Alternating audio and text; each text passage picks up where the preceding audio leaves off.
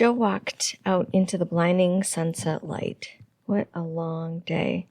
He doesn't know how many more of them he can take. Then Sarah comes to his mind, and he knows he'll have to endure many more. For her, he would do anything.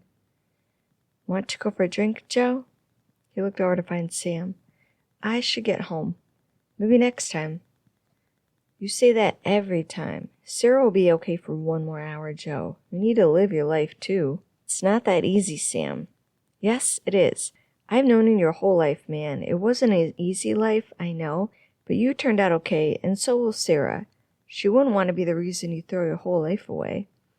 That's a bit extreme, Sam. Turning down a drink is not throwing my life away. You know what I'm talking about, Joe.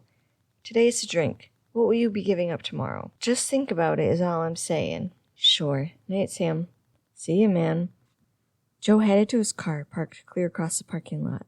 A man walked out from the shadows and caused Joe to hesitate. But Joe's a large guy and can fight, so he kept walking. The man eyed Joe up. Joe flexed his muscles and clenched his fists, ready for a fight. Your friend is right, you know. You can't worry so much about your sister that you throw away your whole future. You can't protect her from life. Joe stopped dead in his tracks. What did you say? You heard me. You can't throw your whole life away for your sister. Who the hell are you, and why are you talking to me about this? I'm not in the mood to be messed with. Joe stepped forward and raised a fist. Whoa, okay. Let's take a deep breath here. No need to be hostile. Let me introduce myself. My name is James, and you don't know me, but I know a little about you. I'm here to help. I don't need help. Oh, but I think you do. You need help deciding what to do with your life. I'm here to show you that way. Dude, you're crazy. Get out of my way and let me go about my day so I don't have to beat your ass. The man laughed nervously. Hear me out, Joe. I'm here to help. I promise. What I'm about to say may sound crazy, yes, but if you hear me out, you'll be happy you did. Okay, here it goes. I'm an angel of destiny. What does that mean, you may ask? Well, it means I come to you in your time of need. I already told you I don't need help, and I certainly don't have needs, so do yourself a favor and move along. Okay, let me put it a different way. James shifted from one foot to another. For months now, you have been thinking about your future, thinking about joining the army in particular, but you don't want to leave your sister because of your jackass father, so you stay here working this factory job, all the time knowing you're destined for greater things. Am I right so far, Joe? This guy freaked Joe out. Who told you this? How do you know this? Because, Joe, I'm an angel of destiny. It's my job to know these things. I need to know about you in order to help you. I told you, I'm here to help. Even if I did believe you, which I don't, you couldn't help me anyway. Oh, but I can, Joe. My sole purpose here is to show you the future, show you how life could be depending on the path you choose. That's not possible. You're nuts, and I'm out of here. Joe moved to walk past him, but he grabbed his arm. Joe gave him a look, so James let's go. I see this may sound unbelievable, but it's the truth. I can show you. How can you possibly show me something that hasn't happened yet? You're nuts, man. That's what I do. I have the power to show you your future options. You see, my boss finds your current situation intriguing and wants me to help you out with your predicament. He wants you to get a chance to see both of life's possible outcomes so you can decide what is best for you. I promise. This is not a trick, and I'm not crazy. If you give me a chance, I can take you to the future right now. Dude, I need to go home. My sister needs me, and I still think you're a psycho. Joe, truly, I'm here to help you. You wanted this, remember? You've been wishing to see the future for weeks. Now's your chance. Plus, it'll only take a few minutes. I'll bring you to multiple points in the future along each path. It'll be days worth of future time, but in the end, you come back here to this point, only a few minutes having passed.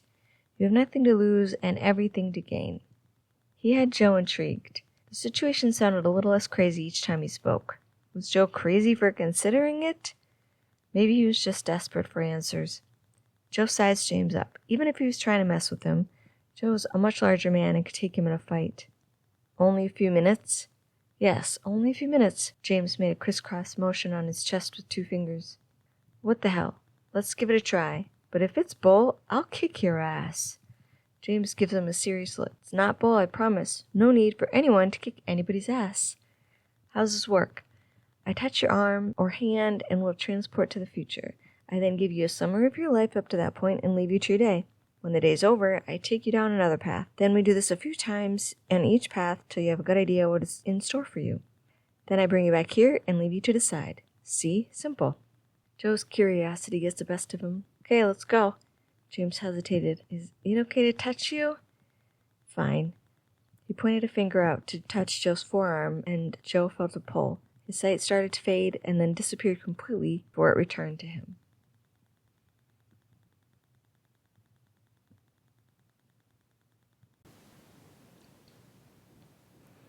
Chapter 2.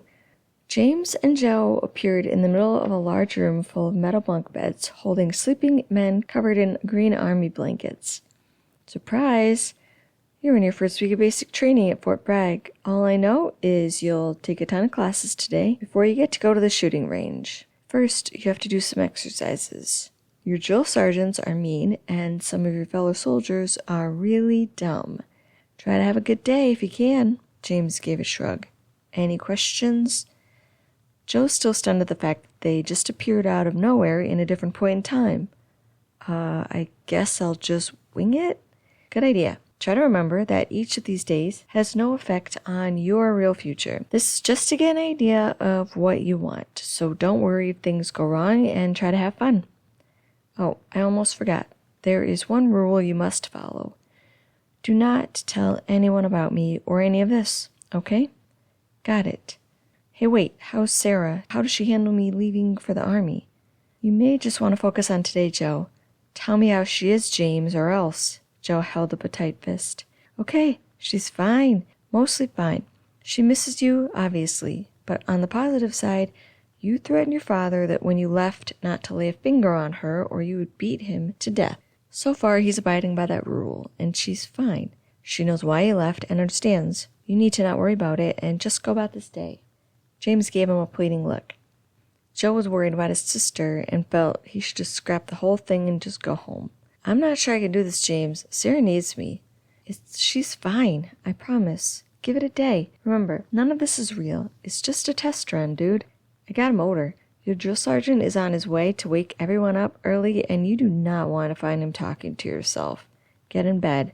Have a fun day if you can, and I'll come back to get you later. Then he disappeared, right out of thin air. There was a noise down the hall, so Joe had no time to dwell on the craziness of it all. He jumped into the empty bed next to him that he hoped was his. A crash exploded near the door as a metal garbage can tumbled down the hall, leaving a trail of trash in its path. What the hell is going on? Wake up, ladies. Rise and shine. Get out of bed now. You have 5 minutes to get your shoes and make it out for PT, so get up. Joe shot out of bed and realized he was wearing a pair of gray army shorts and a matching t-shirt. It's the same thing he's seen army soldiers wear in the movies when they exercise. He crammed his feet into the shoes he found under the bed. Thank God they fit. A few guys picked up the garbage in the hall, so he helped them, and they all rushed outside. Joe tried to keep up with the guy in front of him, not wanting to get lost. Then everyone lined up in 4 rows with an even space on either side. Joe put himself in the spot at the end of the 4th row. Roach, dude, what are you doing? You're in the 2nd row, man. Wake up. The guy next to him pushed Joe forward toward the 2nd row. Joe rushed forward and planted himself at the end just in time before a giant man in the same gray army PT uniform with a whistle in his mouth stood in front of them. Everyone went dead quiet. He stared them down. Everyone stared straight ahead. He almost caught Joe watching him before Joe realized he also needed to stare to the front. They heard the whistle blow. Hello, ladies. Let's have some fun. Down and give me 20. Everyone dropped to the floor and started doing push-ups. Hurry up, Roach. You don't want to get on my bad side today. Joe dropped down and pumped out push-ups as fast as he could. Now get on your backs, ladies. Give me 40 sit-ups. Joe rushed to his back and knocked them out, too. For the next 40 minutes, the drill sergeant drove them to the ground with push-ups, sit-ups, jumping jacks, and everything between. Even for a man as physically fit as Joe, it was exhausting. When he got done putting them through the ringer, they had an hour to get 100 men through 2 shared shower rooms with only 8 shower heads in each. It was an experience Joe was not looking forward to ever having again. Another drill sergeant marched them to chow. The breakfast was delicious, but Joe thought it was more due to the fact that he was starved and not so much the quality of the food. He took as much as they could give him, and he was still hungry 2 hours later. Who knew sitting in a classroom listening to first aid technique training could be so draining? The rooms were as hot as a desert, and teachers were boring as hell, so it was hard to keep his eye open the whole time. After first aid, they walked him through weapons safety. Joe had no trouble staying awake for this. Weapons intrigued him, and he wanted to soak up all the information he could get. After lunch and a brief ass-kicking in full uniform on a full stomach, they took them out to get weapons before they packed them in the back of trucks and headed to the firing range. The range was huge, with a giant row of foxholes lined up in front of mounds containing pop-up targets out in the field in staggered lines. The farthest mound was hard to see since it was so far out there. Could anyone actually shoot that? The drill sergeant had the soldiers spread out into groups of 2 by each foxhole. They each took turns zeroing in their rifles before they got down to business. Joe loved every minute. His partner Smith had a hard time with the pop-ups, so Joe gave him a few pointers. In the end, he got 28 out of 40, which in Joe's opinion was not too shabby for the guy's first time. It was Joe's turn next. At first, he was nervous, but then he took a deep breath to calm himself down. Thanks to years of practice dealing with his parents, it seemed to work. The first target came up, and immediately shot it down. Then the next, and the next, each a bit farther away. In the end, Smith told him in awe that he hit 39 out of 40. Joe figured he must have counted wrong and laughed it off. After they checked their weapons for no bullets and put them on safe, they headed off the range. The drill sergeant had to straighten their direction. What had he done wrong? Why was the guy staring at him? "Where did you learn to shoot like that, Roach?" "Not sure, sir. This is the first time I've ever shot a weapon." "Are you shitting me, son? That is some amazing aim you've got there. I look forward to watching you in the weeks to come. Good work, son. Good work." Then he slapped Joe's back. Fulfillment washed over him. No one had ever shown such pride in him before, and it felt good. Everyone loaded onto the trucks to head back to the barracks. Smith took the seat next to Joe. "That was awesome. I hope someday I can shoot that well. Thanks for the help, by the way." "Yeah, no problem. And I think it was just beginner's luck for me. I'm not sure I could shoot that well again." "I'm betting you could. You look so calm out there. It was fun to watch." "What was?" the soldier next to him asked. Smith retold the story and got half the truck talking about the almost perfect record. Everyone kept asking Joe questions and wanted to talk about it. He almost felt embarrassed and was overjoyed when the truck stopped in front of the building. For the next hour, they took apart their weapons and cleaned every nook and cranny 5 million times before they put it back together. They took turns proudly displaying their weapons to the drill sergeant, only to have him find the one spot they somehow managed to miss and made them start all over again. Who knew it was so hard to get gunpowder off a weapon? Joe didn't mind, though. The drill sergeant was in a good mood, so he let them listen to one of his Led Zeppelin tapes. And learning how to take apart a weapon and put it back together was interesting. When the drill sergeant thought they'd killed enough time before chow, they marched them back to the armory to hand in the weapons. It made Joe wonder if he would ever shoot the thing again, or any weapon for that matter. On their way to chow, some of the guys acted up, so the drill sergeant had fun smoking them for an hour. It made Joe want to punch the idiots in the face, but he kept his cool. He didn't want to get kicked out of the army on his first day. It was so hot, Joe thought he was going to pass out, and was grateful for the air conditioning when they finally got to chow. Starvation hit him like a brick wall when he smelled the meatloaf, and he took every scrap of food the cooks provided. Mashed potatoes, gravy, bread piled on his plate. Even the cooked carrots taunted him till he got to his seat. He scarfed down the food, trying to get it all in before the drill sergeant forced them to leave. They marched back to the barracks and were told to clean up for an hour before they got an hour of free time. Joe was not sure what to do with himself, till Smith asked him if he wanted to wait in line for the phones. "Sounds good. It would be nice to hear Sarah's voice." "Okay, grab your change and we'll head out." Joe wondered if he had any money. Luckily, his locker had a bag full of coins, so he grabbed it and rushed to follow Smith. There were 2 guys waiting in line in front of them for the payphone, so Joe had to try and wait patiently, which was not his strong point.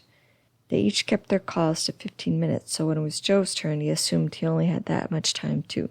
The phone rang 3 times. "Yeah?" Joe cringed at the sound of his father's voice. "Let me talk to Sarah." "No hello or nothing, just demands, eh?" "Nope, just want to talk to Sarah, and you'll regret it if you don't give her the phone." "Oh, will I?" "Yes, you will. I'm not messing around, old man." He paused, probably remembering how easily Joe could kick his ass. There was some rustling and mumbles in the background. "Joey, oh my God, how are you? I missed you so much. How are you?" He smiled at the sound of his sweet young sister, who was all joy and high energy. "It's good. I miss you too. And I'm good. How are you? And be honest with me, sis. No bull." I'm all right. Things have been okay here. Dad's been fine. He's drunk all the time, same as Mom, but they leave me alone. Cross-country practice started, so I enjoy that, and I spent the rest of the day at the pool with Callie. Thanks for buying us those passes. You're the best. And I wrote you a letter. Did you get it? He stumbled on his words. Yeah, of course. It was great. I loved it. It made my day. For the next 10 minutes, he listened to his sister's bubbly voice and just smiled. She was the easiest person to love, and her innocence made him even more anxious to get back to protect her. The phone periodically begged for more money until he put in his last quarter. I've only got 1 minute left to talk, Sarah, but I'll try to call tomorrow or the next night, whenever they give me free time. Don't let Dad give you any crap, and if he tries, you just remind him of my promise, okay? Sarah laughed. Okay, you worry too much, Joey. Everything is fine. Have fun, and write me back soon. I love you. Love you too, kiddo. The phone clicked off. He hung it up and let the next guy have a turn. Sarah sounded good, which soothed his nerves, though he would worry about her till she graduated and left that hellhole of a house. He never wanted her to have to endure the beatings their father could give in his drunken state. Joe cringed at the memory of the weekly beating he would give his mother. Joe's first memory was of her pushing him into his bedroom and telling him to play, then hearing the yelling outside his door. As he got older, his mother would get drunk to soothe the pain and pass out, so then his dad would move on to Joe. Joe took the beatings, not wanting his father to hurt his mom, yet at the same time he resented her for even staying with him and being too weak to protect either of them. When Sarah was born, Joe vowed to protect her and never let his dad lay a hand on her. So far, he'd held that promise. It's best not to live in the past, Joe. Joe looked up to see James leaned against the corner of the barracks. What? It's best to let the past go and move on. Or at least that's what I'm told. Don't dwell on the memories, but learn from them. Thanks, Prophet. How do you even know what I was thinking? A perk of the job. I can read your mind. It comes in quite handy at times. Kind of creepy, don't you think? Joe stared him down. It could be seen that way, I guess. James glanced away, then back. Anyway, we should get moving. Don't you agree? I do. Let's go. James hesitated, then touched Joe's forearm. Joe smiled to himself as he faded away from the building.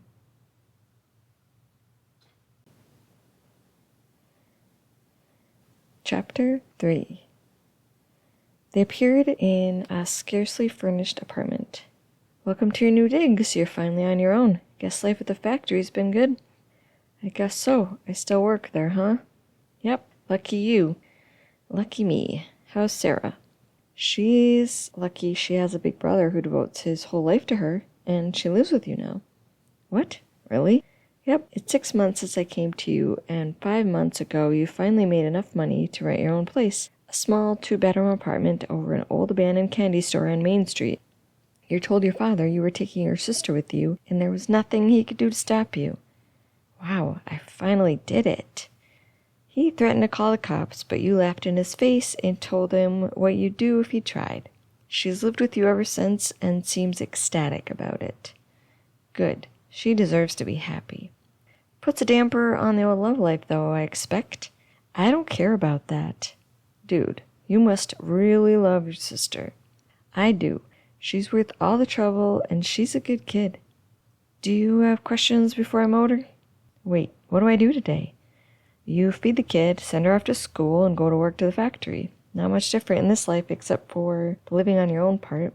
I think she has a play at school you plan on going to right after work. That doesn't sound fun, but hey, you love her, right? I gotta leave. See you later. James disappeared. It still seemed crazy to watch it happen. Joe looked at the clock. It was 7. He figured he should wake up Sarah and get her ready for school. He knocked on the closed bedroom door. Sarah? No answer. He knocked louder. Sarah! I'm up. The words were quiet and muffled. I'll start breakfast. He headed out to the kitchen and started making pancakes while he sized up the apartment.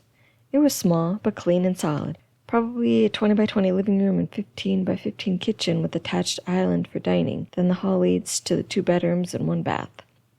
It had everything they need. He smiled, happy he was finally able to get his sister out of that house. Morning. Sarah shuffled in and sat on her stool across from him. Good morning. The pancakes are almost done. What are you going to do in school today? She spent the next 15 minutes eating and talking about her day between bites. She was in the 6th grade and still loved math. Joe always hated math, so he could never relate. The play would be the highlight of her day, and she was ecstatic to play the Scarecrow in The Wizard of Oz. "I want to keep listening, but we should get going. Brush your teeth, and we'll head out." He packed a quick lunch as she got dressed. Then they were off. After he dropped her off at school, he headed to the factory, ready to get started on the grueling day of forming bumpers. The same group of guys worked the factory as 6 months ago. The Lafers and the young ones. Hopefully, this would be their stepping stone to a better job and a better life. A life that sadly wouldn't come for most of them. Eventually, most of the hopefuls would give up a dream and turn into the Lafers. Forming bumpers was an easy job. You put the fiberglass into the machine and press it into a bumper, but it's still mindless work. Though it paid better than most other jobs in the town, so that's why he did it. He wondered if he would become a lifer. "Hey, Joe, wake up. It's lunchtime." Sam woke him up from his daydream, so Joe followed him into the break room. Lunch conversation revolved around last night's Lions game and plans for the weekend. Same old shit, different day. Joe never really got involved. Most days he ate quick and then headed to the tiny makeshift gym in the back corner of the factory. The equipment was probably decades old. The plastic on the benches was peeling and the metal rusting, but he didn't mind. It all served his purpose. He was just happy to have a place to work out since graduating high school. It was frowned upon to work out at the gym when you were no longer a student. Every once in a while, one of the other guys would join him, but most of the time it was just him, and that's how he liked it. He listened to the radio and pumped iron. Just him, in the zone. He started lifting weights for one reason alone, to get big enough to stand up to his father. And it worked. At 13, after lifting weights for 3 months, he finally felt strong enough. His father came at him one night after a day's worth of drinking. Mom had been passed out for hours. He was yelling at Joe about being a no-good little shit, and he'd had enough. His first punch landed dead center in his dad's nose, making a loud crack on impact. Not satisfied with having broken his nose, Joe punched him in the gut. His dad fell to the ground, and Joe punched him a few more times in the face before Joe realized he'd passed out. Joe left him there, half hoping he'd never wake up again. But a few hours later, his dad woke, pissed as hell, but too scared to come back at Joe. For the next few months, Joe kept working out, and his dad left him alone until one Friday night he'd been drinking pretty hard, and Sarah accidentally spilled milk on the carpet. That set him off. The minute he had it for her, Joe intercepted and cold-cocked him on the side of the head. His dad was enraged and turned on Joe till he saw the look on Joe's face, fists ready to swing. From that day on, he left Sarah and Joe alone. Sure, Joe had to remind him a few times what he'd do if his father ever laid a hand on them again, but he never did.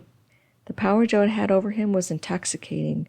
For years he had witnessed him beating his mother, then had to endure the beatings himself, and now just one look at him stopped his father dead in his tracks. A few times Joe had thought of beating him to death and calling it self-defense, but the cops in town hated his father, so that meant they also disliked Joe. He wasn't sure what would happen if he did it, and couldn't leave Sarah with her alcoholic mother. Now, after years of torture, they were finally free. Knowing that made him happier than he had ever been, even more proud than shooting 39 out of 40 targets. The memory of the prior day rushed back into his mind. Joining the army had always been a dream of his, and knowing what it was like made him want it even more. But did he really want it more than this? The pride of getting his sister away from their dad forever? He didn't know. He heard the alarm buzz, indicating lunch was over, so he put down his weights and headed back to his station, repeating to himself, if Sarah was happy, he was happy, and that was enough. The day went by pretty slow until 5 rolled around and he could leave. He got home and took a quick shower before he headed to the school to catch the play, just in time for a 6:30 start. This version of The Wizard of Oz was more charming than what he remembered of the classic. Sarah played an excellent scarecrow, bringing animation and life to her character. Before he knew it, the play was over and the crowd left. He found Sarah backstage, already changed and ready to go. "You got ready quick," she giggled. "You said if I hurried we could eat at Jody's, and I could get a root beer float." "Did I?" "Yes, please, please." "Just teasing. Of course we can go. I'm starving. Want to order the fried cheese sticks?" "Really? We never get those. Too much money." "For one night, I think it'll be okay." She squealed and gave him a hug. "Let's go." They get into his truck and drove the 10 blocks to Jody's diner. The place was busy as usual, but they managed to find room at the counter. He spotted a few people from high school, but he was never one to mingle, so he politely waved and kept to himself. "You know, you were pretty amazing in that play." Thanks. I had so much fun. One day I want to be an actress. Oh, really? Yeah, it could be glamorous with all the beautiful costumes and makeup. I think I'd like that. Well, you never know what'll happen. The food arrived and they dug in. They talked more about school and the play. He was always happy she could fill the silence. He had never been much of a talker. It was pretty late when they got home, but since it was Friday, he let her stay up to watch Mr. Ed on Nick at Night. The performance must have wore her out because she fell asleep on the couch. She looked so peaceful he didn't want to move her. That girl really looks up to you, Joe. Joe jumped up, ready to bite. Whoa, Joe, it's cool. It's me, James. Shit, man, you scared me. And I don't like to be scared. Yeah, I can see that. It's time to go, Joe. The other path awaits. Sounds good. Joe eased his way off the couch. James touched his shoulder, and they were gone.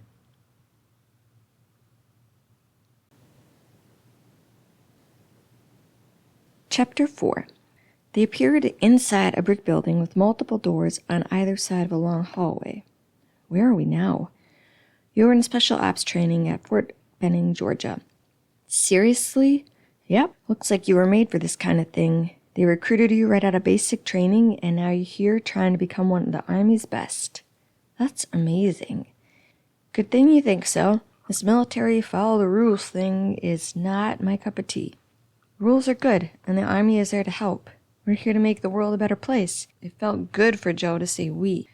Whatever suits your fancy. You may change your mind after today. You have a grueling day ahead. The trainers are putting you through the ringer. You'll be dropped off at some tiny island in the ocean with minimal supplies and expected to make it to some makeshift army base in the middle of nowhere, alive. Along the way are booby traps and people trying to take you out. Not using real guns, though, thank God. It all sounds terrible, but good luck. All this fun is supposed to take most of the day, and it's only the first of many to come in your future if you choose this path, so keep that in mind. This is going to be spectacular. I've seen this sort of thing in the movies and always wanted to do it one day. Now look at me. I'm here. It's my time. Better you than me. I'm out of here, Joe. Have fun getting tortured. And he was gone. It still seemed crazy a guy could just disappear like that, or that Joe could be visiting the future. Joe shook his head, then realized he never said anything about Sarah, and got annoyed. The jerk didn't want to talk about her, he guessed. They needed to have a chat about this later. He assumed the door next to him led to his room and opened it. A few other guys were in the room, still asleep. There were 2 sets of bunk beds in a small 20 by 20 room. Not sure what to do, Joe laid on the bed to wait for some sort of wake-up call. It didn't take long for the alarm next to Joe's bed sound, and he turned it off and heard the others rustle in their beds. The idea of what was in store for the day pumped him up, so he headed to the closet with his name on it. Luckily, he found a full army pack ready to go. There was also an M16 rifle hanging on the wall, which got him even more pumped. They must have packed last night. There was a list on top of the pack, with everything checked off except filled canteens. He found those on the sides of the pack. After grabbing them and his toothbrush, he headed to the attached bathroom. When he finished, he went back to the room and wondered what to do next. The other guys were getting dressed, so he found the same uniform they were putting on and got ready. The guy with the locker next to him turned to Joe. Ready for today, Roach? His name tag read Elmore. Ready as I ever be. You? I'm psyched. Let's do this. He banged his chest and put on his pack. The other 2, Moore and Riggs, and Joe, do the same thing. They headed out of the building to meet a few other groups of 4. Everyone seemed filled with nervous excitement. Elmore took the lead and marched them to chow. The food smelled even better than what they fed them at basic, so Joe grabbed a bit of everything. Roach, remember to grab some fruit and bars for your pack. Elmore gave him a serious look. That dude was intense. Thanks. Joe grabbed some sort of cereal bar, an apple, and an orange, then shoved them in his pack before he took down the food. When everyone was finished, Elmore marched them the 10 blocks to a parking lot packed with army vehicles. A larger man strode out to meet them, and everyone immediately stood at attention. Joe hurried to join them. At ease, men. This will be an intense day. One you have all been training for, and you're ready. Now let's get on the truck and get to the rally point. His name tag read Sergeant First Class Anderson. Joe had no idea what to expect, but was excited to be a part of it all. In the back of the truck, everyone sat in silence. Part of Joe wished they would talk about what to expect or what roles they each played, but he guessed that had been mulled over so many times they all just knew what to do. After about 10 minutes in the truck, they came to a halt, and everyone hurried out.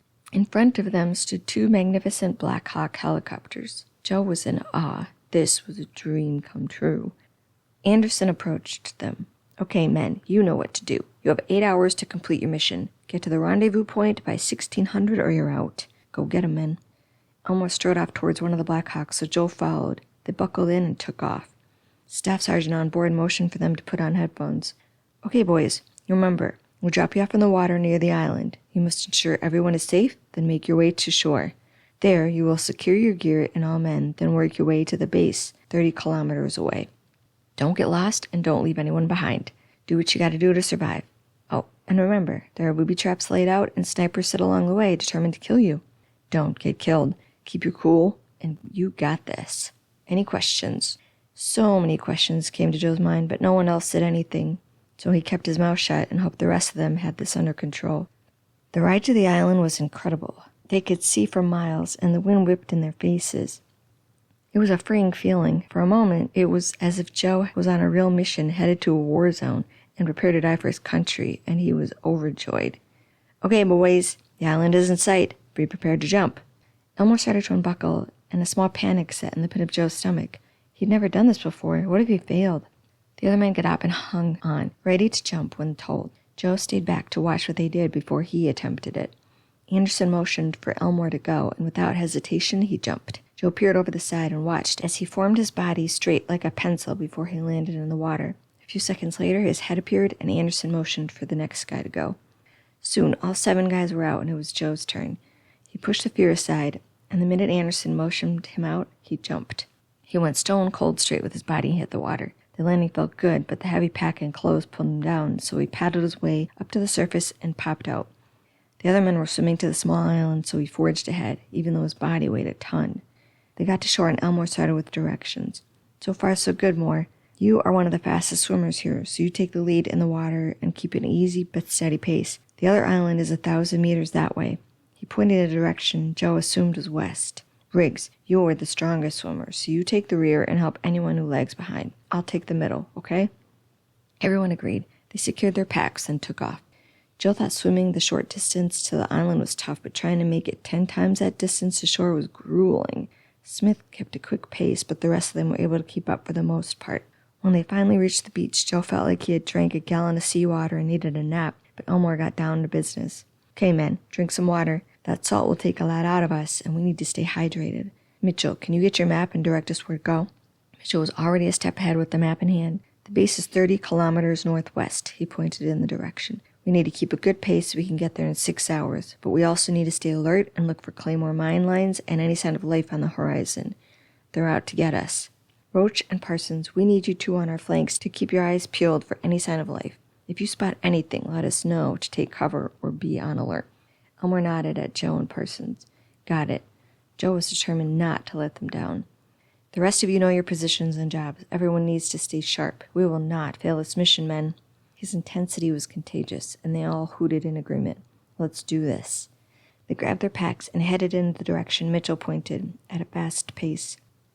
Joe took the left flank, and Parsons took the right. Joe wondered how they would be able to keep up the pace, but didn't question Elmore, who was in the lead. For an hour, they moved along with no issues. Then Elmore stopped him short. Claymore mine, he pointed ahead of them. Campbell dropped down and assessed the wires. Carefully, he disconnected the roam rope and placed it in his pack. For the next few hundred yards, they were intensely alert, eyes open for any more mines or men who were ready to attack, but they saw none and relaxed to take up the same fast pace as before. They came to an open field, and Elmore paused. I'm not liking this open area. It feels bad. Roach and Parsons, you two look around through your scope. It was Joe's turn to do his job. He readied his weapon and looked around to spot anything out of the ordinary. After 2 rounds, he saw nothing and was about to give Elmore the go-ahead when he detected movement on the left side of his vision up on the hill.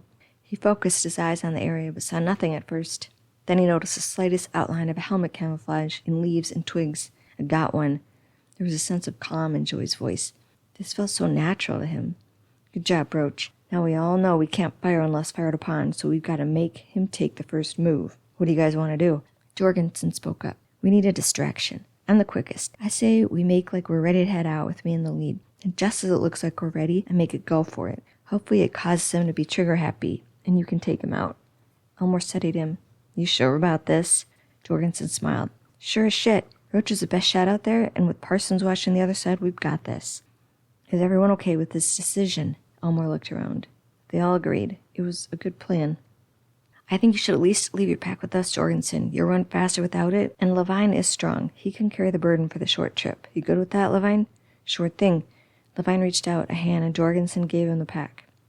Run fast, dude. I don't feel like carrying your fake dead body the rest of the way. Elmore grinned. Jorgensen smiled. You guys get into position. Roach and Parsons shoot through. You got it, man. Porter high-fived him. We've got this. Confidence filled Joe's voice, and somehow he knew he could fill his duty. They moved into position, and Joe got his weapon ready to shoot. He couldn't do it too early, or he'd give the plan away. All eyes were fixed on the sides and forward as they looked for any other snipers there to take aim. They moved forward, and Elmore quietly gave the order.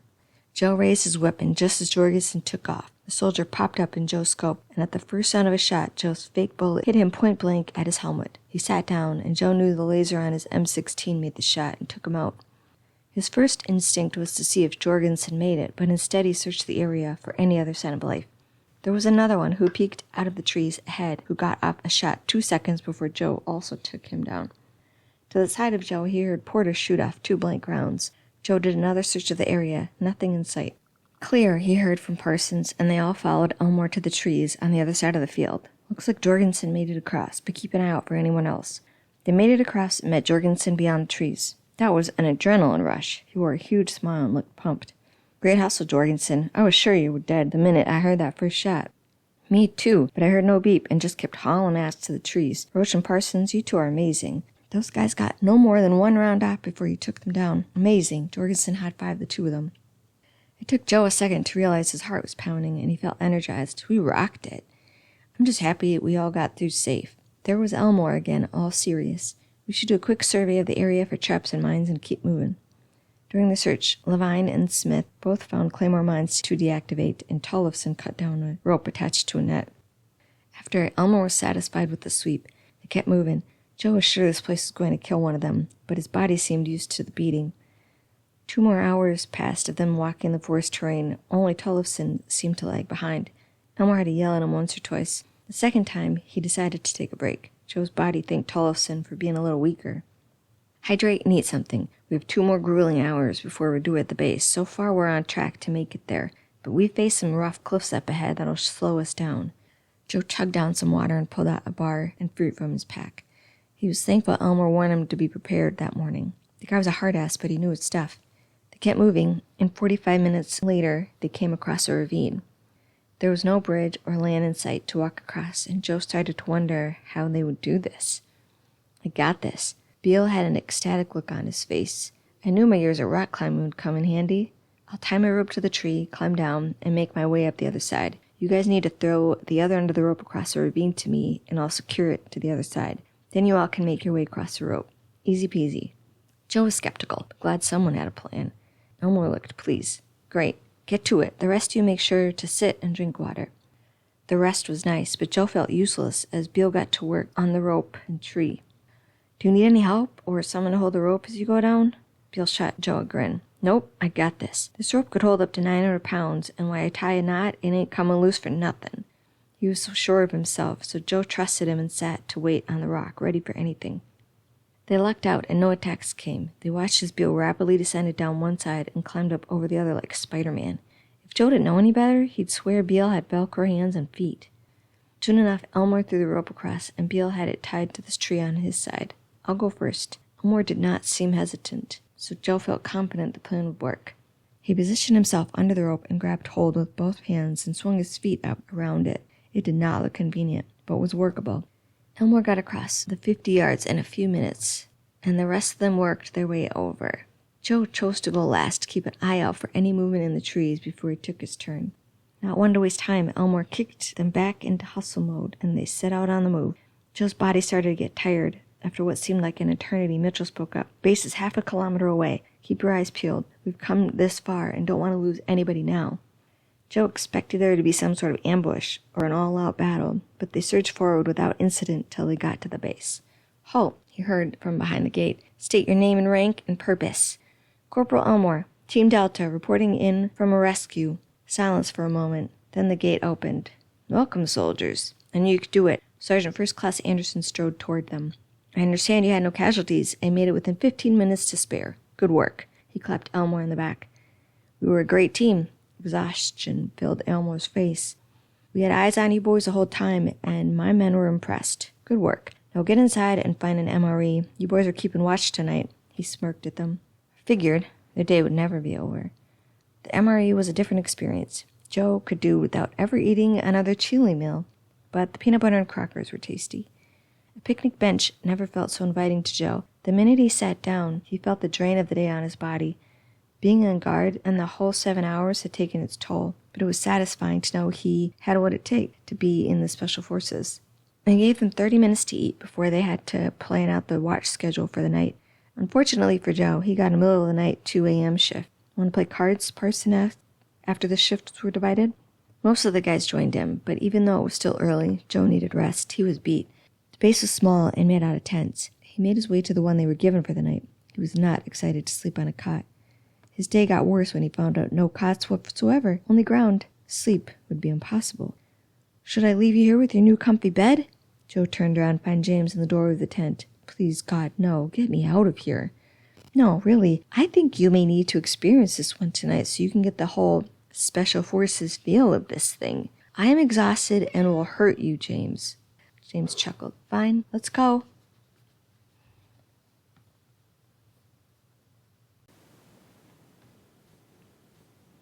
Chapter 5.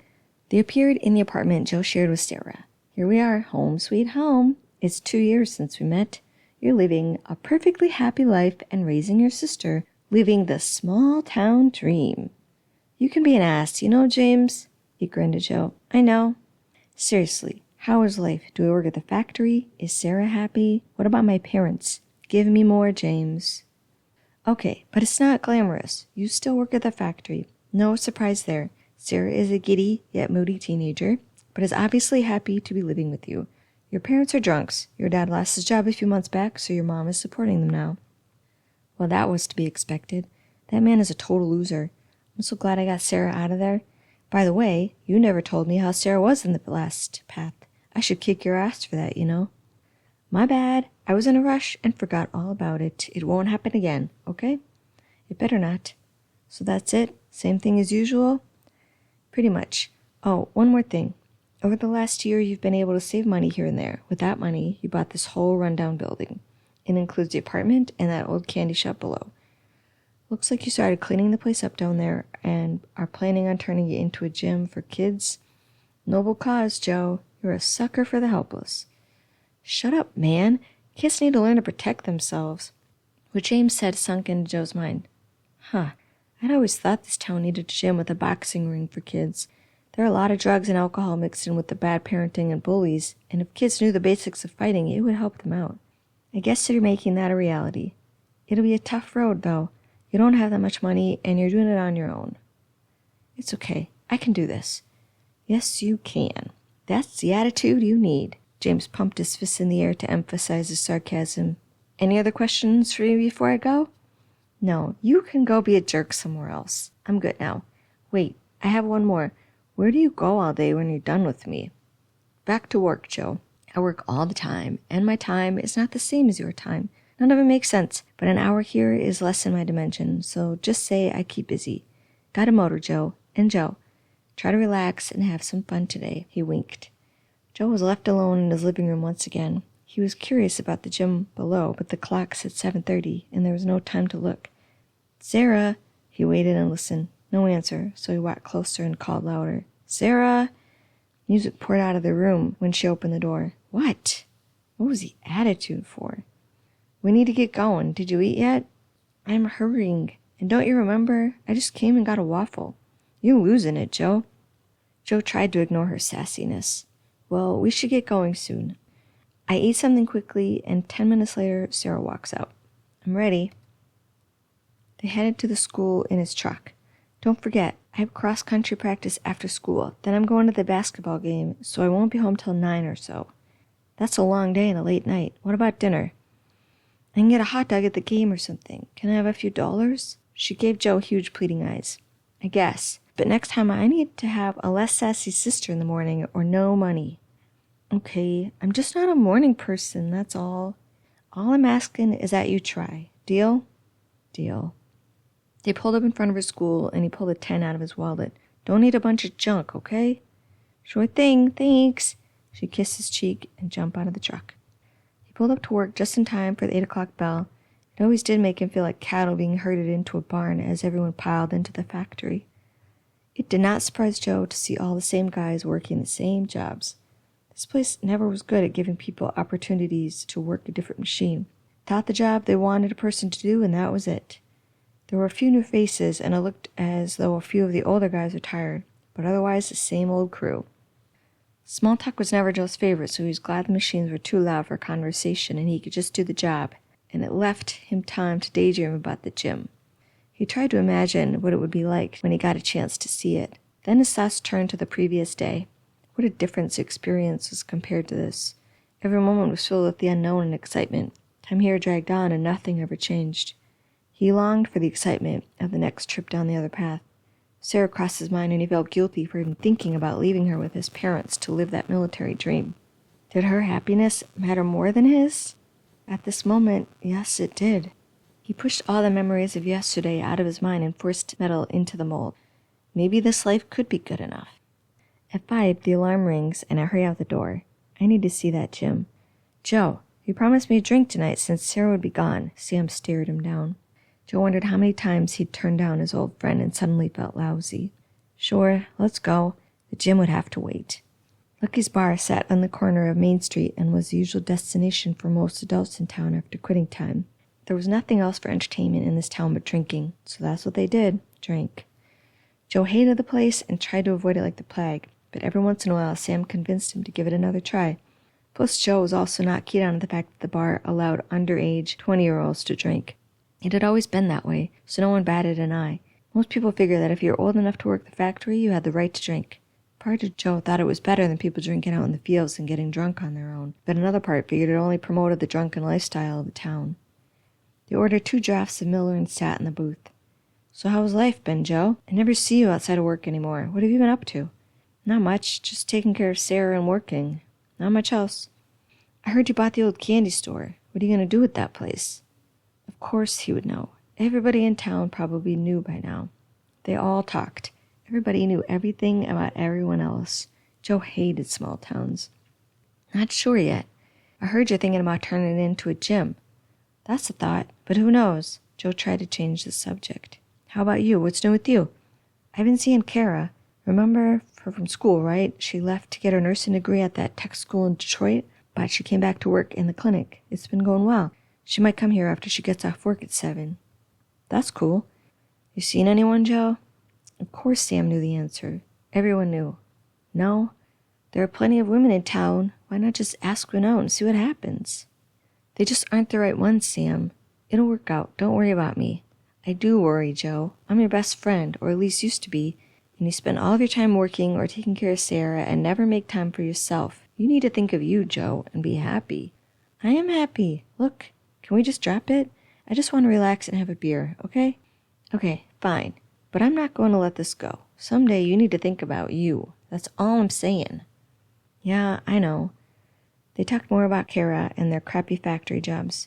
Hey, Joe, nice to see you here. It's been a while. Do you boys want another drink? Of course Tina worked here tonight. She'd always been the prettiest girl in their grade, and the 2 years out of high school had done her justice. Her curves were more pronounced, and her face was perfectly smooth. I'm good. What? You just got here, Joe. Seriously. One more drink. It's all I ask. Yeah, Joe. Let loose. Have some fun once in a while. Plus, it's happy hour. Tina gave him a smile. The mystery of the gym called his name, but the look on Sam's face forced him to say, Sure. Okay, one more. Tina beamed at him. I'll go get them. She spun around, and Joe got a glimpse of her backside squeezed into tight blue jeans. They were the perfect fit and made her ass look amazing. As hot as you remember, Joe? What? Is Tina as hot as you remember? Sam grinned at him. You're such a jerk. You know the girl has had the hots for you since junior year, right? You always say that, but I don't see it. She never asked me out or gave me any indication that she was interested. Dude, you're so oblivious. She used to flirt with you all the time in physics class, remember? As I remember, we were partners and she had to talk to me. It was part of the class, Sam. Plus, she was always dating some other guy, so I'm pretty sure getting with me was not that high on her list. You're completely clueless, Joe. Your pecker must be pretty lonely. Let's not talk about my privates, Sam. Why you gotta go there? I'm just looking out for little Joe. All I'm saying is she thinks you're hot and she's single now, so maybe you should ask her out. Joe glanced over at Tina. She was talking to a group of guys from work, but caught his eye and winked. Maybe Sam was right. At some point, he should think about his future and not just Sarah's. He paused and realized this day may not actually ever happen unless he chose this path. He needed to have fun with it, right? At least that's what James told him to do. Tina started back over with drinks. Here you go. Do you need anything else from me? Her eyes searched Joe's, and she paid no attention to Sam. I'm good, thanks. Out of the corner of his eye, Joe saw Sam face palm into his hand. Maybe he was right for once, and Tina was into him. James did say this was a test run, and he should have fun. Maybe he should just go for it and ask her out. What would be the worst that could happen? She turned to leave. Wait, Tina? She spun around. Yeah? Joe froze, not sure what to say. I was wondering if you would like to go on a date with me. He was sure she would say no, especially after that train wreck of a question. Her face lit up. Sure, I'd love that. Oh, okay. How about tomorrow? I don't work tomorrow, so that'll work great. Okay, I'll pick you up at 6. I'd like that. She touched Joe's hand, then slowly turned around and walked away. See, dude? I told you. She's hot for you. Has been for a while. You should listen to me more often. I wouldn't go that far. Joe took a long drink and watched Tina out of the corner of his eye. She was one hot woman, long legs, perky butt, and beautiful eyes. He never believed she would go for him. Then he remembered that he was not actually going to be here tomorrow. He would be off on some other path. His excitement burst, and he sat back. He wondered if this would actually ever happen, or if Tina was even someone he could see himself with. He looked over at Tina. She glanced his way and smiled. He half smiled back and wished his mind would for once stop thinking so much and just go with it. Dude, hello, anybody home? Sam waved a hand in front of his face. Sorry, what did you say? I was giving you amazing ideas on where to take Tina on your date. Or you could double date with Car on me. It'd be fun, man. I think I can come up with some things of my own, but thanks. Maybe another time. They talked for another 45 minutes about Tina and old high school memories. Every so often Joe would catch Tina glance his direction, and he shot a smile her way. I think it's time to go, Sam. It's been a long day, and home is calling my name. Actually, he could not stop thinking about the gym, and he no longer had the patience to wait. Dude, come on. 1 more hour. No, I'm gonna go now, but it was fun, and we'll do this again. Besides, Carl will be here soon, and you'll forget all about me. True, she is a lot prettier than you, and she kisses better. Plus, she has boobs. That is a huge bonus. See, you don't need me. You're good. Fine, but we for sure need to do this again, okay? Sure thing. He got up and waved goodbye to Tina, then hurried out of the bar before anyone else could stop him to chat. It was only a few blocks home, but it felt like hours before he pulled up to the building. For the first time, it really dawned on him that this was his building. The whole thing. He'd paid for it and was making it his. He walked up to the back door and searched for his set of keys. There was a large one on the ring he'd never seen before, so he pulled it out and tried it in the lock. It clicked, and he swung the door open. He entered into a back room. It was full of shelves, filled randomly with boxes and metal equipment, all full of dust.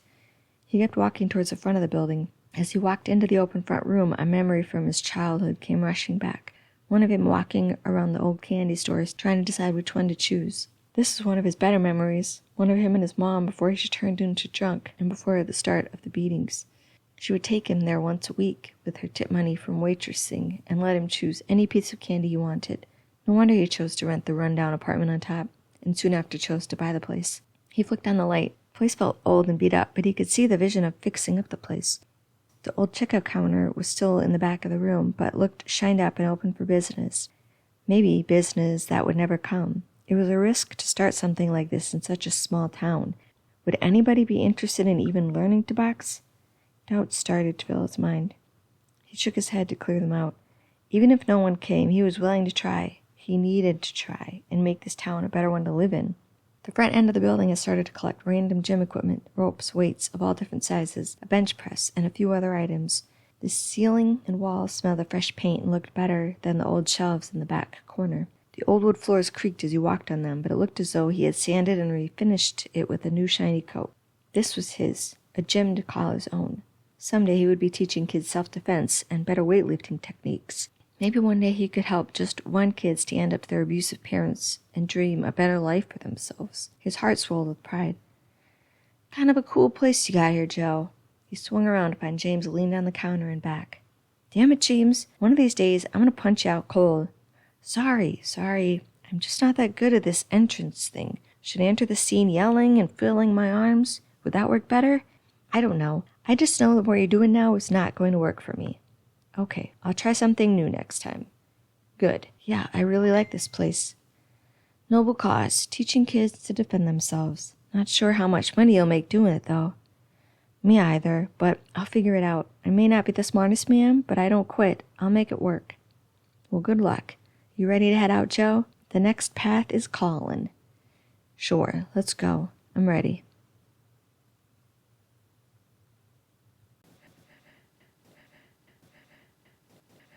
Chapter 6. They found themselves in a small living room with a television and couch. Off to the left was a kitchen and a dining area. Next to that was a small hall that Joe assumed led to the bedroom and bathroom. Where are we? South Korea, my good man. You are based here for the next 4 months. You have already been here for 2. You're now a corporal on a team of 4 men. Looks as though you've done well in the army. Guess I have. South Korea, huh? I've never been out of the state of Michigan before you came along. Now I'm in another country? Wow.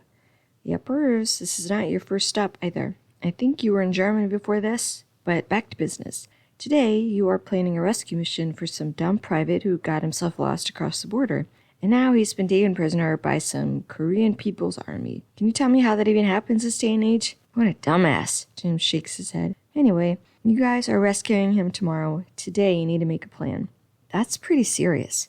Good thing today is just practice, right? You can sit back and relax. My boss thought about throwing you out in the field and letting you go to Yale tomorrow, but had a change of heart and sent you to today.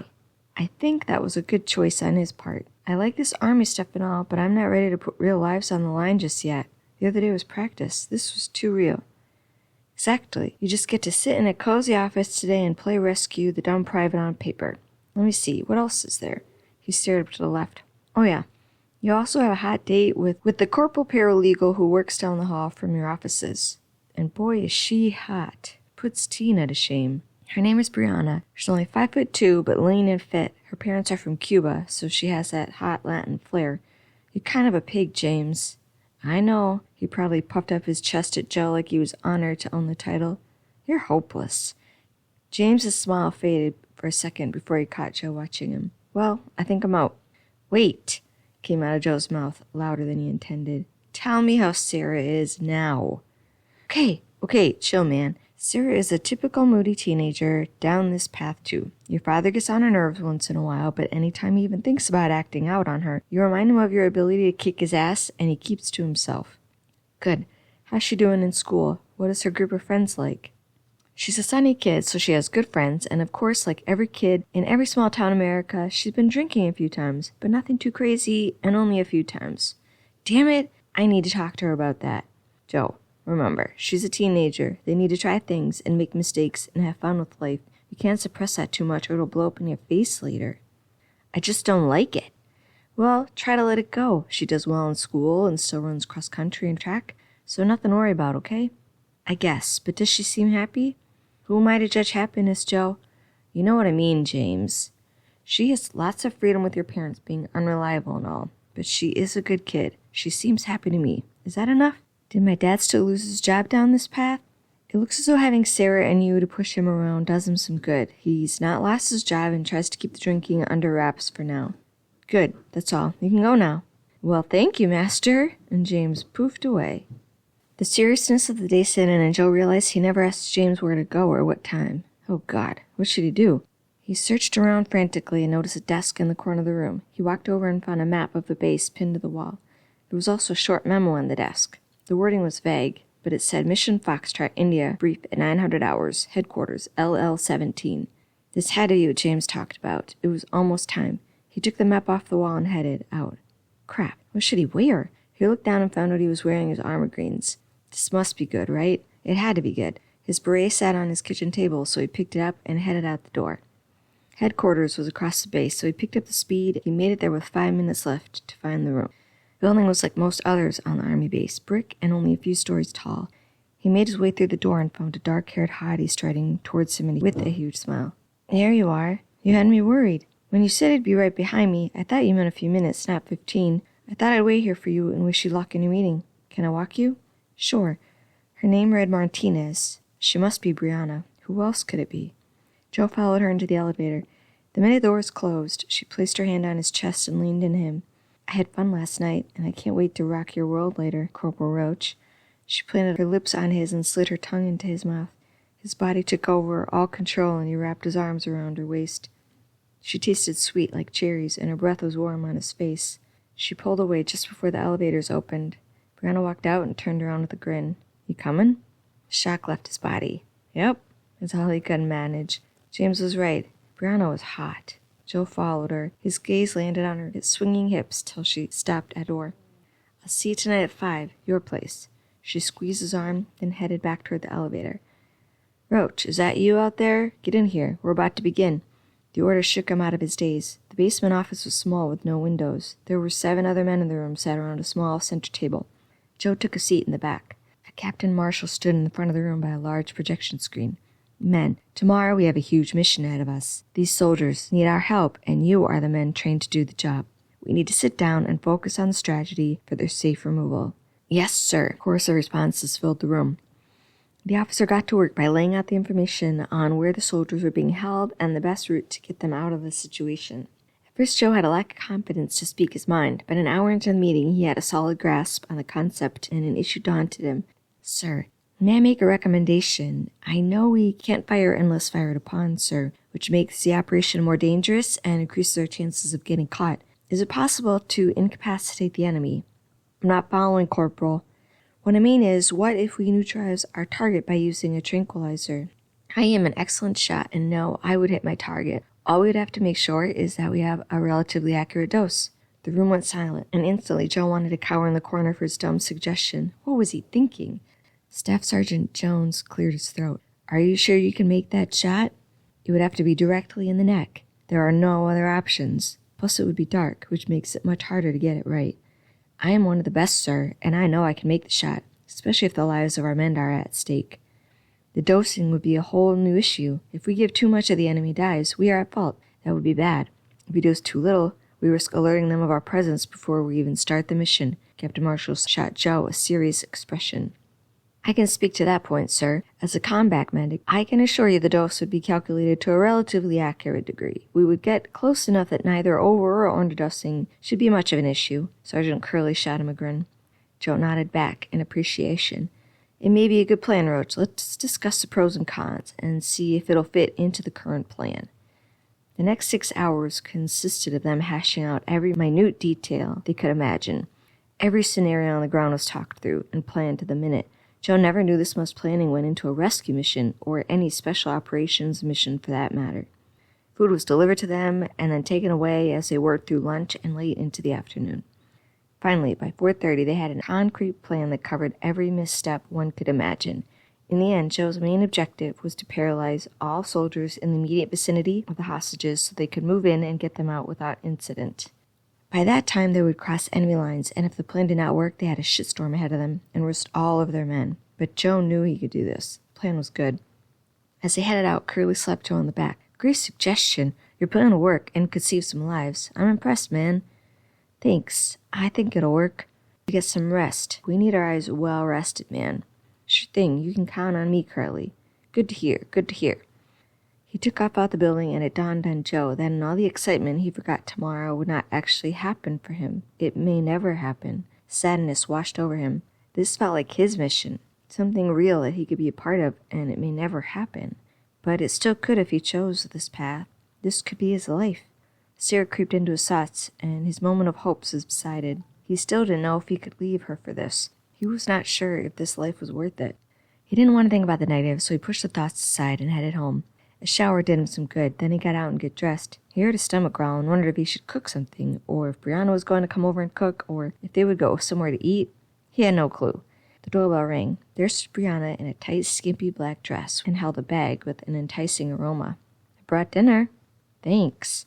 She put down the food and kissed him. Even though he didn't truly know her, he didn't want her to stop. and couldn't stop himself from pulling her closer. She moaned and pressed into him. Her hand grabbed his hair as her teeth nibbled his lip. This sparked an animal inside him he had never known existed. He picked her up and carried her to his room. His body ached for hers in a way he couldn't explain.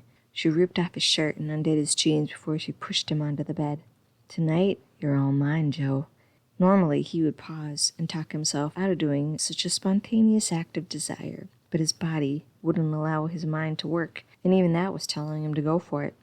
"Yes, I am." He watched as she slowly slipped down one strap and then the other before she wriggled out of the dress. Underneath was the sexiest body he had ever seen, perky breasts completely exposed and a skimpy, lacy underwear that left nothing to the imagination.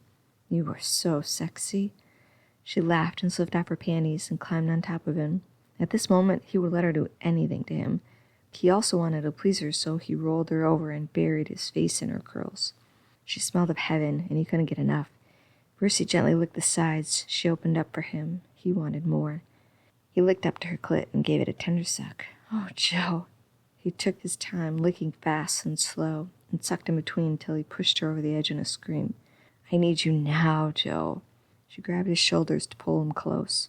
She didn't have to tell him twice. He entered her as she pushed into him, urgent to feel him inside her. Before long he was spent, and she was satisfied. They collapsed on the bed. "You're amazing, Joe." She propped herself up on one hand along his side to rub his chest. "I think that was all you. You bring out the animal in me." "Well, I like it. Don't ever stop. You hungry?" "Yes. Let's eat before it gets cold." He couldn't help but check out her sexy curves one more time before they got dressed, and he almost lost it again, but his stomach overrode his body this time. The food was delicious, and her company brought out a side of him that he'd never exposed to anyone before. Her questions about his sister and family showed him that he confided in her more than he did with even his close friends like Sam. The feelings he had for her confused him. No woman had ever gotten through his thick shell and made him feel confident enough to share his deep, dark secrets, and here this woman was getting him to spill it all to her. She just as easily talked about the hardships of her family and what they had to go through just to get to America and the reason why she joined the military. Compared to hers, his life seemed like a walk in the park. She was an extraordinary woman. "You're stunning, Brianna." She gave him a look. "So are you. And together, we're brilliant." She climbed on his lap and wrapped her arms around his neck. The animal inside took over again, there in the dining room. He couldn't control it, didn't want to.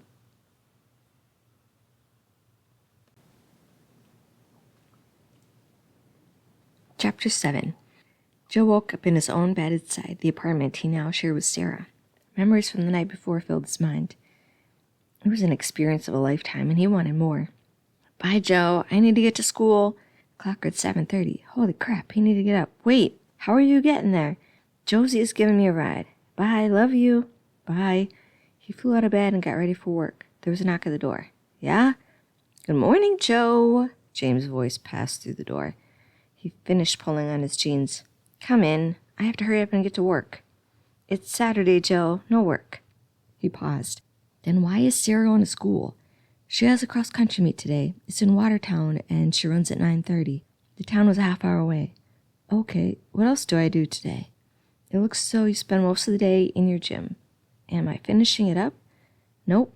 It's been 2 years since the last time we were down this path. The gym has been running steadily for 6 months. "Running how?" "Well, it's a gym for kids to learn self-defense and hands-on fighting, but you realized early on that kids who needed help the most would not be able to afford to pay.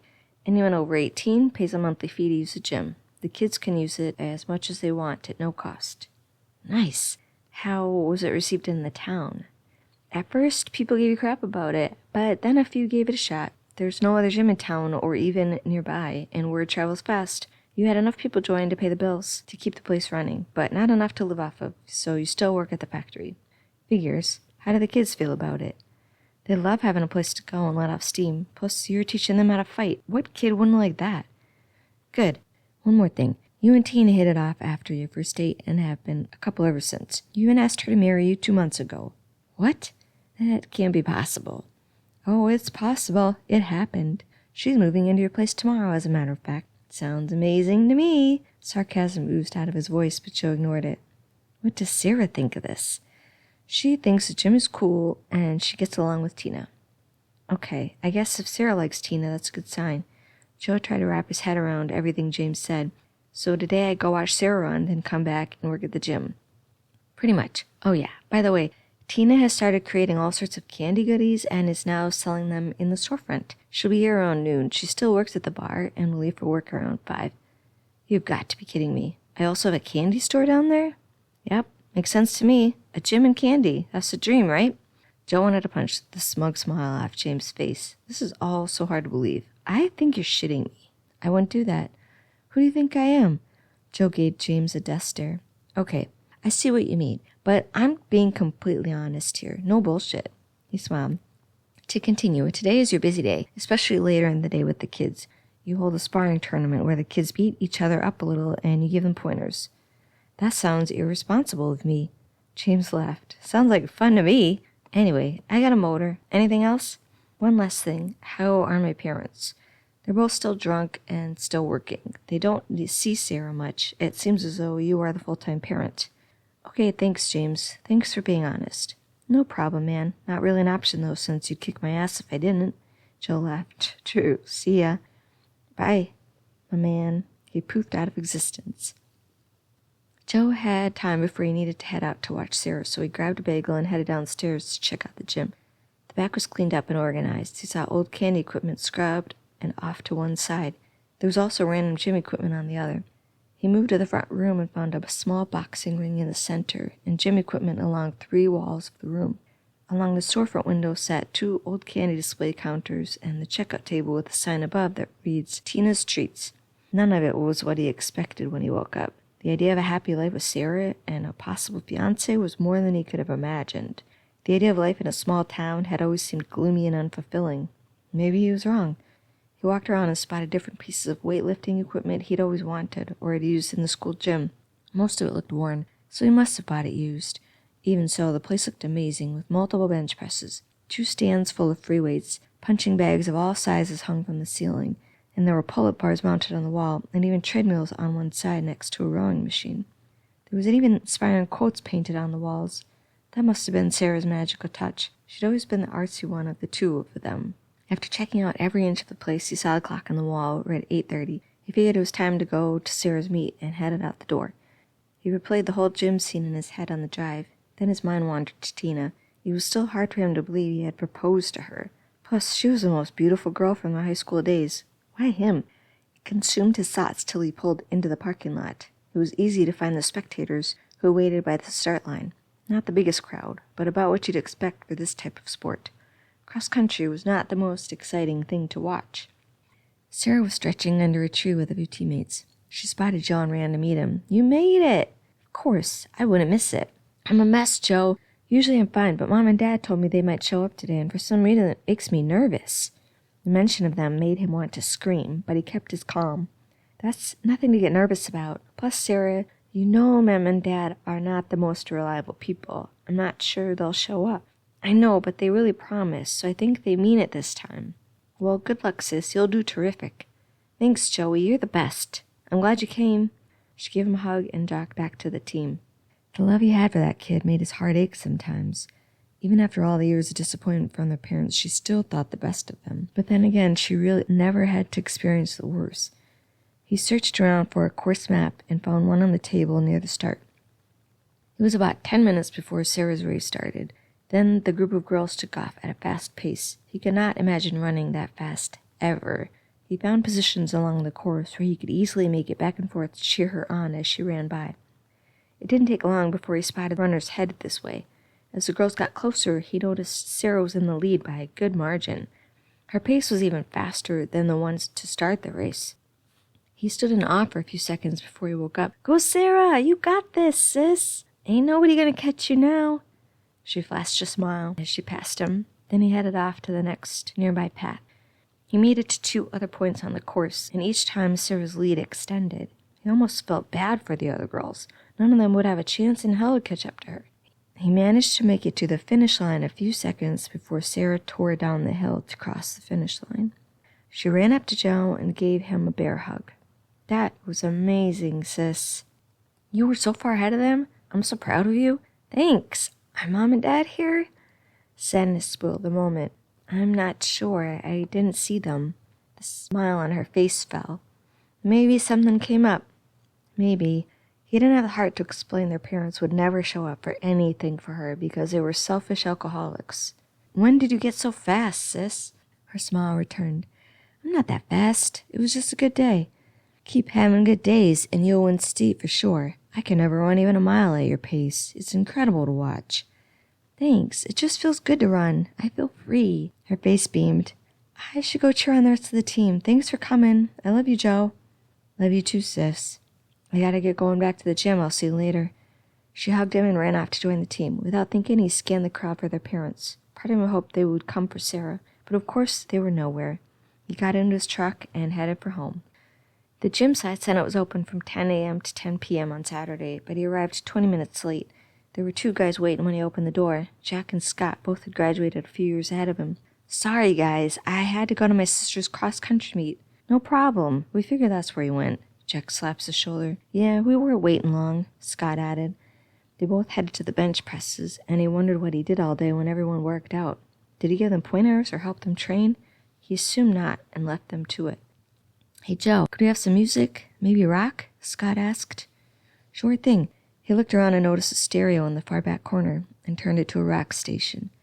There was a small desk next to the stereo, so he checked out the paperwork. He was curious how the place was doing in terms of numbers.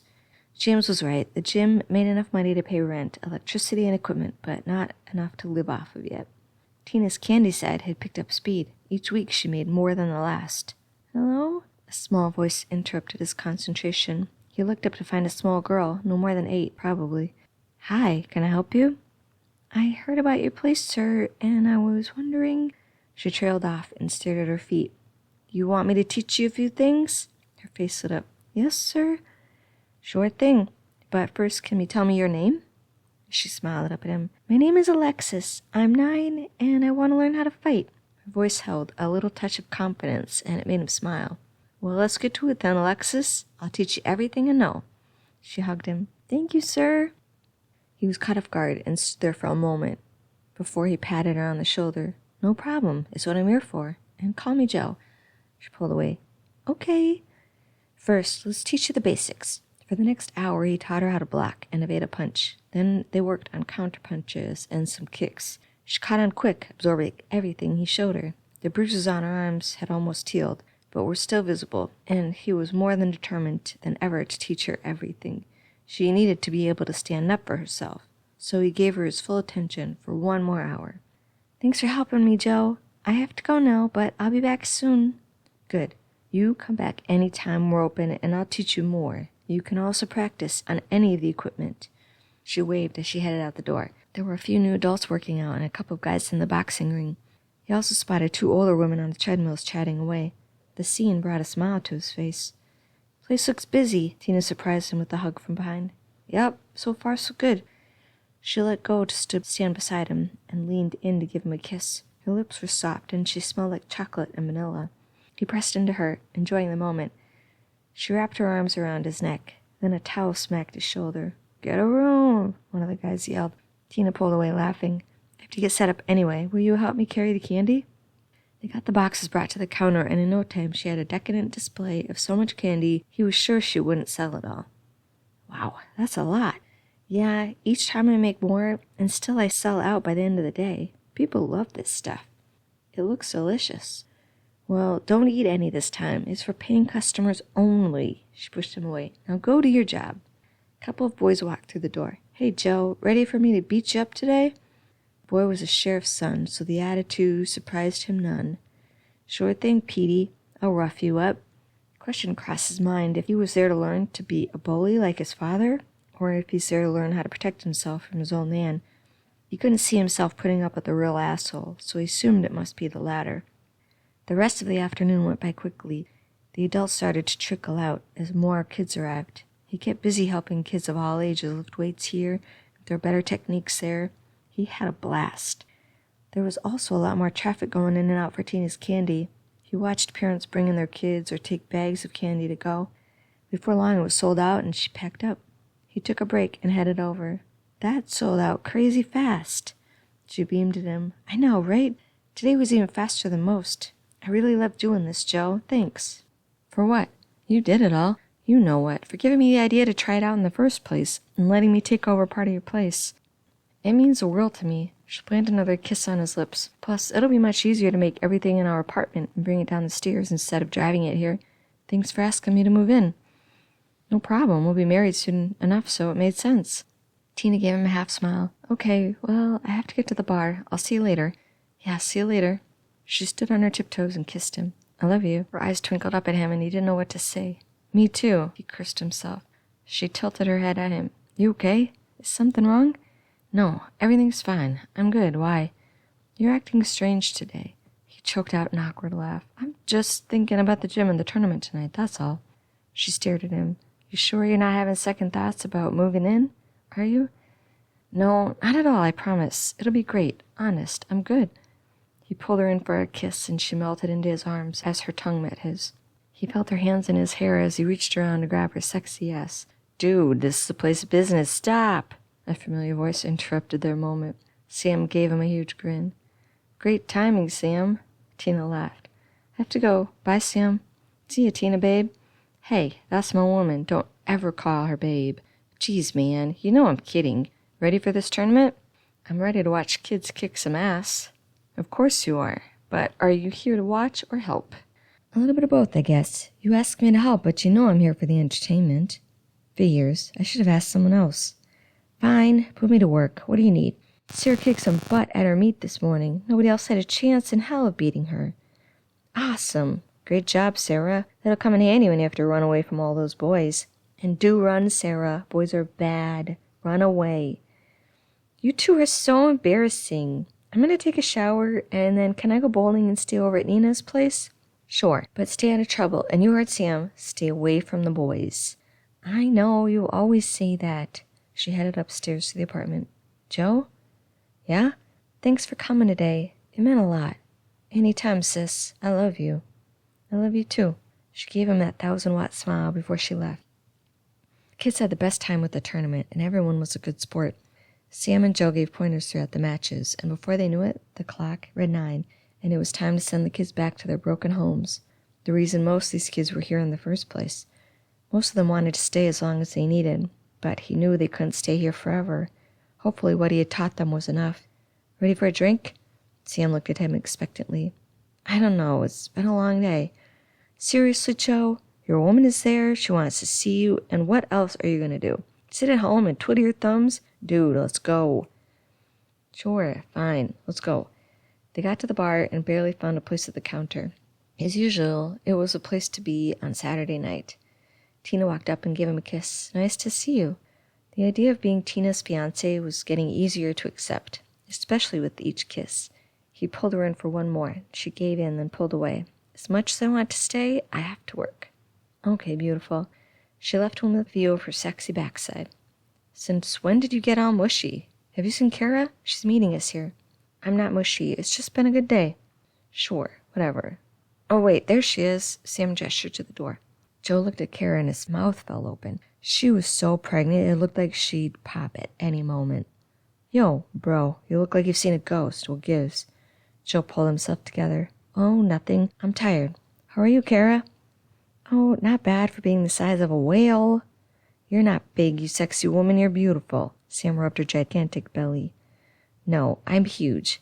I'm still not sure how I managed to catch this one. He pulled Kara close. It must be your stunning personality, Joe said. Exactly. And you're super handsome, Kara smiled. You two are terrible to each other. After an hour of jokes between them, Kara got tired, so Sam took her home. Joe caught Tina's eye, and she wandered over. You leaving? Yeah, it's been a long day. Do you want me to come by later and pay you a visit? She rubbed her hand on his thigh and nibbled his ear. His mind stopped working. All he could do was nod. She pressed her lips to his, and his opened to let her slip inside. His body wanted more, but she pulled away. I'm sorry, babe. I gotta go. Love you. She smiled and headed off to take an order. He headed to his truck and found James leaning up against it. You have terrible timing, James. Terrible. He grinned. What do you mean? Isn't the day done? Oh, I'm sure you know it's not. Why don't you come back in a few hours? Can't do that, Joe. It's time to go. The rest of the night is not in the cards for you to experience just yet. Of course it's not. That's my luck. All right, fine. Let's go.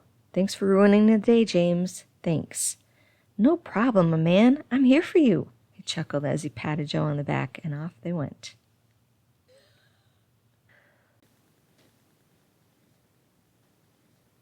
Chapter 8. They ended up in an office, and Joe was wearing army fatigues. So, I'm still in the army, huh? Yep. It's 6 years down the road in this path. You're now a sergeant, and you spend half your time on special ops missions and the other half teaching new recruits what it takes to be a sniper. Good. Glad to hear I'm still in special ops. But how do I know what to do today? Lucky for you, today is shooting range day. You'll take out the new guys and show them your mad skills, then watch and give them pointers to each one as they take their turn on the course. Now that sounds awesome. His mood deflated. Wait, how's Sarah? I figured that was coming. She's a senior now. She's a good student and just starting track season. She's like all teenagers and is either in her room or out with friends. Good. Is my dad still an ass? James hesitates. I'm sorry to say this, but your dad died in a car accident a year back on this path. He was driving drunk and hit a tree. What? Wow. I don't know how to feel about that. He was an ass, but still my dad. How did Sarah handle it? She took it hard at first. She missed you and then lost her dad. Your mom dealt with it by drinking more for a while there, so that didn't help, but she's better now and drinks way less than before. Damn it, Mom. She needs to keep it together. Why didn't I just quit and go home? You signed a contract, Joe. You owed 6 years before you could leave. That time was not fulfilled then. Plus you have your life and your dream here. It's hard to pass up. You do send money every month to help cover anything Sarah needs. Here, Sarah's good now. You don't need to worry so much. I'll always worry, James. She's my baby sister. Maybe she's better off without him. Probably. You're all better off. One more thing. You're still dating Miss Hattie Brianna. She found a way to transfer with you shortly after you were assigned here. Memories of the last time he was on this path filled his head, and he was excited to see her again. Cool. James laughed. You trying to play it cool does not work, Joe. You aren't living together, but it won't be long before you propose. Really? Me getting married down either path still seems so unlike me. It's 6 years down the line, Joe. That's a lot of time. True, but it's hard to get used to. I should get going, and it's time for you to start the day. He left before Joe had a chance to ask any more questions. His apartment was a small one-bedroom with a larger living room kitchen area. The furniture was brand new, and a large big-screen television filled one of the living room walls. He figured he must be doing okay to afford all this and still be able to send money to his sister. He found the phone and dialed their old home number. He hoped it still worked. Hello? The sound of his beautiful baby sister's voice brought a smile to his face. Sarah, it's good to hear your voice. Joey, oh my God, I've missed you. How are you? I'm good. How are you? Things are good. I don't have much time to talk, though. I have to get to school. Okay, I just needed to hear your voice and know you're good. I'm good. How's Mom? She's okay. Doing better, though. You know Mom. I do. You guys okay with money and all that? We are. You treat us good, Joe. Don't worry so much, okay? I can't help it. I love you too much. I know, Joey. I love you too. I want to keep talking, but I'll be late for school if I don't leave soon. Okay, I'll let you go. I love you, Sarah. I love you too. He hung up and headed out the door, not sure what to expect or where to go next. It was a beautiful sunny day. The base looked the same as the last time he was here for training himself. Hey, man. He turned to find Elmore headed down the sidewalk. You ready for today, Roach? This is one of my favorite training days. We get to show these peons how to shoot shit up and look good doing it. Elmore hadn't changed one bit. He was still as arrogant as ever, but one of the best in Joe's book.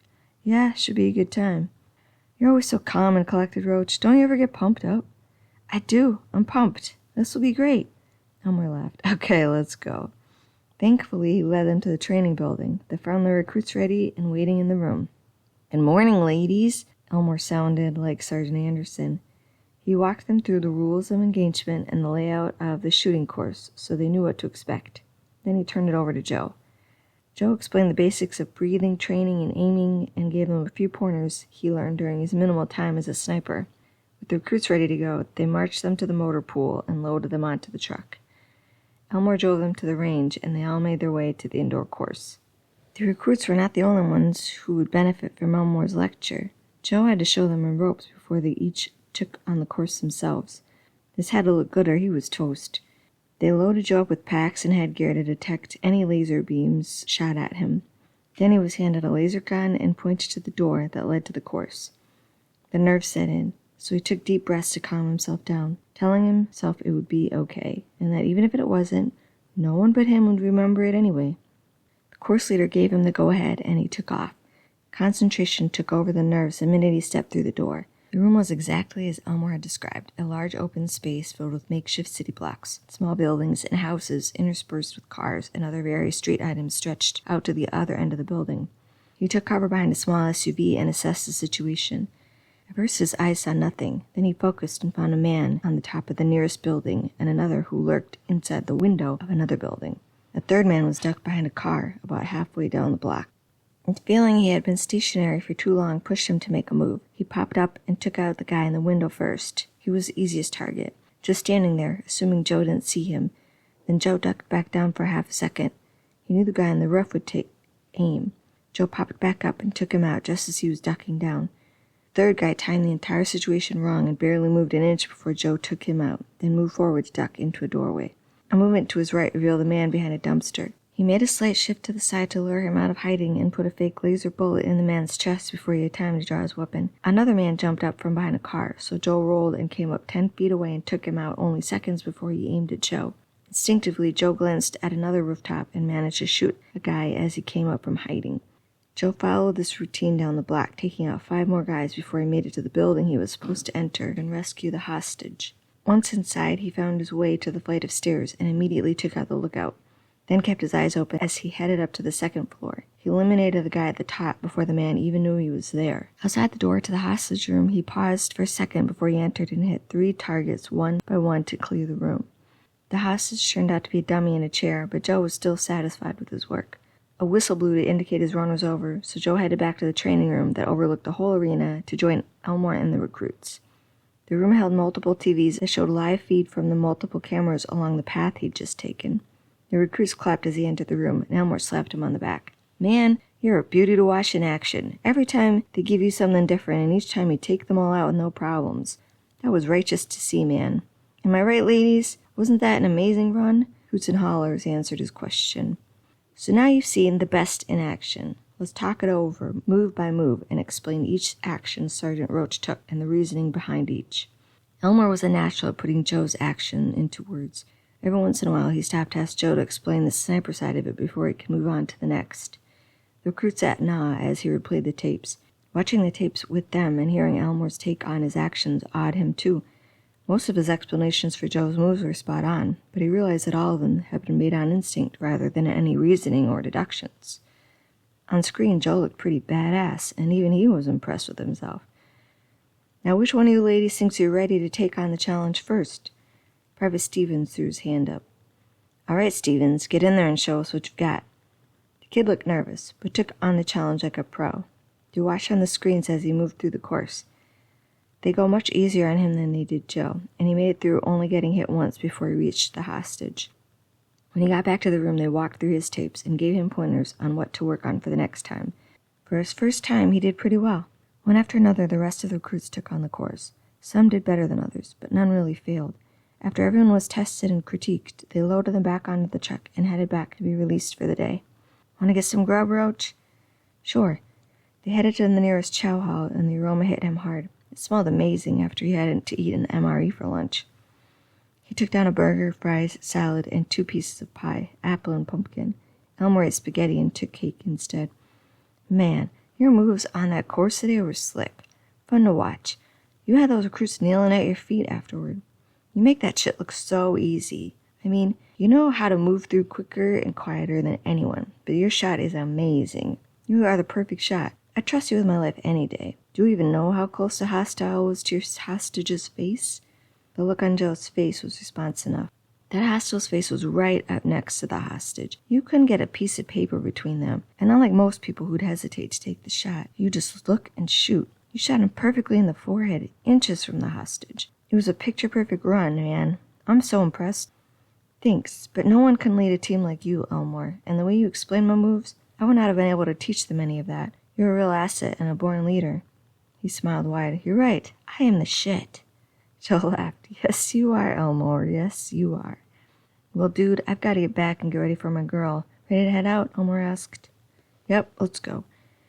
Joe's apartment was empty when he got there, so he decided to take a shower. The water felt good on his skin, and he realized this was the first shower he'd taken in days. Yet it really had not felt like it. Each time they passed from one day to the next, he felt refreshed, like he'd showered, eaten, and slept 8 hours. It was kind of crazy to think about it. The sound of the door brought him out of his thoughts. Hello? Hey, handsome. Can I join you? He heard Brianna's voice from behind the curtain. He was instantly ready for her. Please do. She climbed in, already undressed. Her beauty was intoxicating. Dark olive skin, brown eyes, and sexy black hair. Hey, beautiful. The chemistry between them exploded. Without a word, her lips took his and her arms were around his neck. He needed her now. His body took control, and he lifted her up onto his hips to enter her. She was so slick and tight, and felt like she was meant for him. She let out a moan. Oh, Joe, I've been thinking about this all day. Never stop. I need all of you, always. Her words filled his mind and should scare him, but instead it set his skin on fire. She rocked up and down it with him, and soon they pushed themselves over the edge. He held her in his arms, kissed her lips, and worked his way down to her chest. His lip closed around her nipple. That feels good. Her voice was silky and teased him. He was ready for more. It was an hour before they left the shower, spent. You're amazing, Joe. You're the amazing one. Sexiest woman I've ever seen. She gave him a look. You still okay with going out dancing with me? He had never danced in his life. Sure. How could he say no to her? Good. I promise you'll love it, Joe. Now put on some jeans and your sexy black t-shirt, and I'll be ready soon. He figured he'd be waiting on the couch for an hour, but Brianna was out within 20 minutes wearing sexy black tight jeans and a skimpy top. Her hair was down in curls around her face. He took one look and wanted her one more time, but she grabbed his hand and dragged him out the door to her car. I'll drive. Okay. He never knew a strong, dominating woman would be such a turn-on for him. 10 minutes later, they arrived at a downtown club. They headed inside, and he heard loud music and saw a huge dance floor off to the right. To the left was a bar filled with people. In the middle were tables and chairs, and the whole place was packed with bodies. People talked and drank while others danced or made out in the corner. There was so much going on, and it was almost too loud. Brianna smiled at him. I know it seems crazy, but trust me, you'll have fun. First, let's get a drink. Then we'll dance. She ordered 3 shots and 2 beers. She handed him 2 of the shots and took one down herself. He was not much of a drinker, but figured the more alcohol in his system, the better. Then they checked the beers before she pulled him onto the dance floor. He stood there with no clue as to how to move his body. Brianna laughed. Watch me, move with me. She put his hands on her hips and shook them to a rock song about pouring sugar on something. He couldn't make out the words. All he could concentrate on was Brianna, the hottest woman in the room, there with him, and the way she moved her hips. Her eyes bore into his, and she pulled him closer till their bodies were pressed together. She put her hand on his butt and squeezed her leg in between his, then moved them together in perfect rhythm. In this moment, his body took over again, and he moved with her, followed her. He had no idea how many songs passed before she dragged him off the stage for another shot. All he knew was how it felt to melt his body into hers on the dance floor. A few hours passed before Brianna dragged him outside again. Did you have fun? He nodded his head. Be honest, was it fun? Dancing with you was fun. You were so sexy, Brianna. Too sexy. How'd I get so lucky? She gave him a sultry look. We're sexy. Now let's get home and get even sexier. It felt like forever before they made it back to his place. The clothes were off the minute they walked through the door. This would be the best night of his life. This woman was going to do him in, and he wanted everything she'd give him. He was in deep.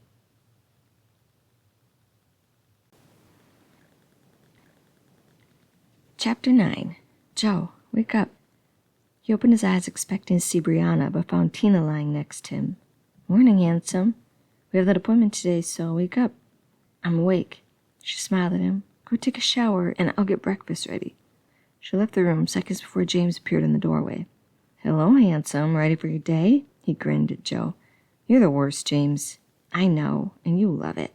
So it looks as though I'm still dating Tina. Actually, you two are married now. His eyes instinctively focused on his left hand. Holy crap, that was quick. It's been 2.5 years since the last time you were on this path. You were married a little over a year ago. Oh, okay. It took him a minute to process the information.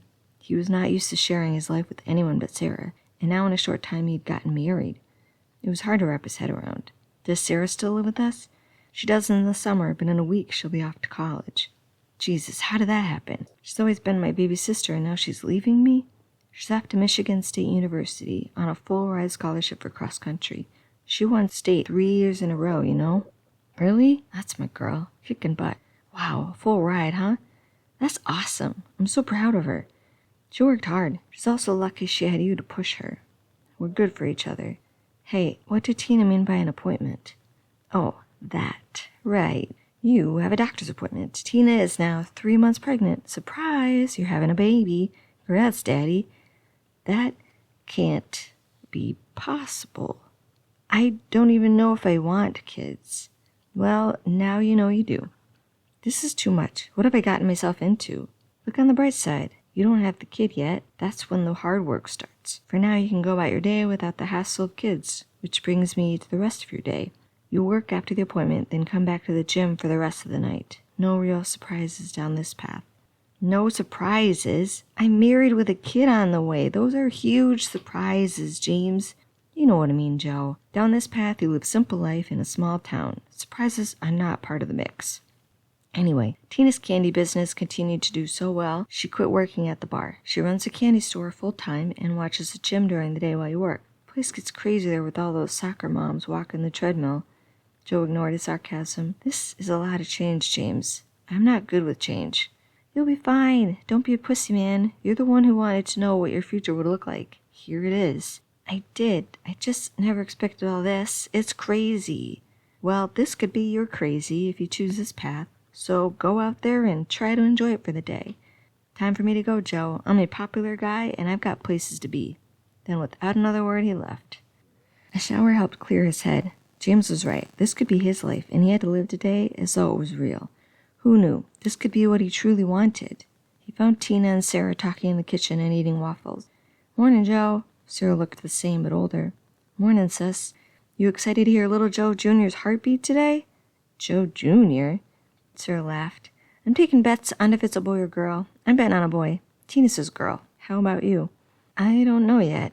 He left out the I'm still trying to get my head around the idea of having a wife and child part. Well, I can't wait to be an aunt. I'm going to spoil this kid rotten. You want a waffle, honey? Sure. Sarah and Tina filled the conversation while he ate and avoided talking. You ready to go, Joe?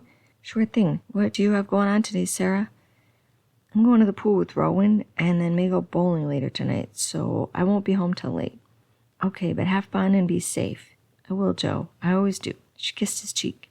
Tina led him out the door. Is it at the clinic? Tina laughed. Yep. You're funny, Joe. You getting nervous about the baby? No, I'm good. I'm happy. He said it more to convince himself than to convince her. She leaned over the truck cab to kiss him. I'm happy, too. It only took them 5 minutes to get to the clinic. They sat in the waiting room for 10 minutes before Dr. Phillips called them back to the room. Hello, Tina. Joe, how you been? We're good. How about that baby of yours? Things seem good? Yep, so far so good. I don't feel movement yet. That'll come soon. Tina grinned wildly at him. Well, let's take a listen, Tina. Let's have you get up on the table. Tina laid on the table as Doctor pulled out a handheld radio-looking device with a cord leading to what looked like a microphone. Ready? Tina smiled at him, then Joe. Yep. Would you mind pulling up your shirt a bit? Tina pulled up her loose t-shirt to expose her small belly bump. Dr. Phillips pulled out a tube and spread clear substance on the microphone stick, then placed it on her belly. At first, all they heard was static and other random noises. Then Joe heard her muffled heartbeat. Dr. Phillips fine-tuned the placement of the microphone, and clear as day they heard the fast heartbeat. Tina gasped. Is that it? Dr. Phillips nodded. Sure is. It sounds strong and healthy. It's a good heartbeat. Tina looked over at Joe with tears in her eyes. He stood up to go to her side and took her hand in his. She brought it to her face. We're going to have a healthy baby, Joe. A beautiful baby. The realization set in, and his heart filled with love. We sure are. They listened for another minute before Dr. Phillips pulled the microphone away. Sounds good. No worries here. Come back in a couple of months, and we'll see how you're doing, okay? He wiped the clear substance off her belly, and they left the room.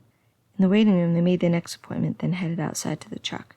Tina stopped and pulled him close. I'm so happy, Joe. You make me so happy. Me too. That was pretty amazing to hear such a tiny, fast heartbeat. I know, right? That's our beautiful baby. Ours. She kissed and wrapped her arms around his neck. He pulled her in and pushed his tongue into her mouth. She tasted like strawberries, and he wanted more, but she pulled away. You have to get to work, and I need to make candy. We can finish this later. Fine. Damn work. She laughed. Love you, Joe. Love you, too. In the moment, his words seemed true. He gave her one more kiss and hopped into the truck to take her home. The day had already started, so his station was farther behind than the others. Joe worked his butt off for the next 3 hours to make up for the hour of lost work. He managed to get his quota of fenders done before the lunch bell rang, but he was exhausted. A few new faces showed up at lunch. New faces for the factory, but old faces from high school. All locals who graduated but didn't leave the town and needed work. Joe was reminded that he was now considered a lifer. This would be his life if he chose his path. It was a hard fact to digest. He shook his head to stop all the thoughts he didn't want to think. Adam Haynes, a jerk from town, sat down, and Joe noticed his new shiner. Finally got what you deserve, huh, Adam? The words came out before he realized it was him saying them. I deserve nothing, you asshole. This is all because you're a bad influence on my son. You're teaching him to fight authority. You're going to pay for this. Anger swelled inside Joe. No, I teach helpless kids how to stand up to bully fathers. I show these kids how to protect themselves from the people who are supposed to love and comfort them, but instead abuse them. You're a bully, Adam, and a child abuser. I'm proud of Jacob for standing up to you finally. You're a dick and everyone knows it. Now learn to leave your fucking kid alone, or you're going to have a matching shiner from me. Adam was fuming. He lunged for Joe, but 2 guys next to him held him back. I've done nothing to that kid. Everyone knows that's bullshit, Adam. You're a lying sack of shit, so give it a rest. Or if you want, I can take you on now. I'll go out back and take you on any time, any day. You want to go? Come on, man. It's not worth it. Let it go. Mark urged Adam to sit down and finish lunch. Blood was still pumping through his veins, so Joe was hoping he'd come at him again so he could take him out. Joe was ready for a fight. Instead, Adam sat down and took a swig of his drink. Joe eyed him for a minute. Most of him wanted to leave and have his own space, but he wouldn't give the asshole the satisfaction of running him out, so Joe sat down and finished his lunch. As he headed back to work, Sam looked at him in awe. Dude, that was awesome. So many of us have wanted to tell that asshole off for years. That must have felt incredible. And you know your gym and training those kids is doing exactly what you wanted. It has to make you feel terrific. Congrats, man, you did it. He was right. Joe opened the gym with only one purpose, to help abused kids, and it seemed to work. His chest filled with pride. He was making a difference in this dinky town. Thankfully, the afternoon went by quickly, and he rushed to his truck before Sam had a chance to bother him for a drink. He was home in no time and made his way to the gym. Tina was at the front counter helping a customer. She waved and smiled as he entered from the back room. There were also kids he didn't quite recognize who lifted weights and jumped rope. Hey, Joe, ready to fight? A small boy no more than 9 came up to him. Sure thing. Give me a minute and you can show me what you've got. He headed over to Tina as a customer left the store. Hey there, handsome. How was your day? Oh, nothing new. Glad to be home. How was your day? Good. Sales have been good, and you've had quite a few kids in today. Those kids love you, Joe. I'm so proud of you and what you teach them, and the confidence you give them. It's selfless, and I love it. You're the best. She put her lips on his, and he pulled her close. Come on, Joe, let's fight. Tina pulled away. That one's been waiting for you a while. You better get over there. Okay. He pulled her in for one more kiss and headed over to the ring. Okay, kid, show me what you got. For the next 4 hours, he showed a revolving door of kids of all ages, self-defense, and moves to help them in a fight. Most of them looked good. You could tell that their hard work and gym training was paying off. A few needed more work, but he'd get them there. Tina shut down the shop at 8, over an hour prior, and he hoped she would still be upstairs, awake and waiting for him. He did a once-through in the gym and cleaned up the loose equipment before he headed for the back, only to have James in the doorway. Time to go, man. You have got to be kidding me. You keep jumping in at the wrong time. Come back later. No can do, Joe. You have to come with me, and no amount of threatening will change that fact. Damn it! Fine, James, have it your way, but you know how evil you are, right? James grinned. Yep, and I feel bad, I really do. How come I find that hard to believe? James laughed and grabbed his hand, leaving Tina behind.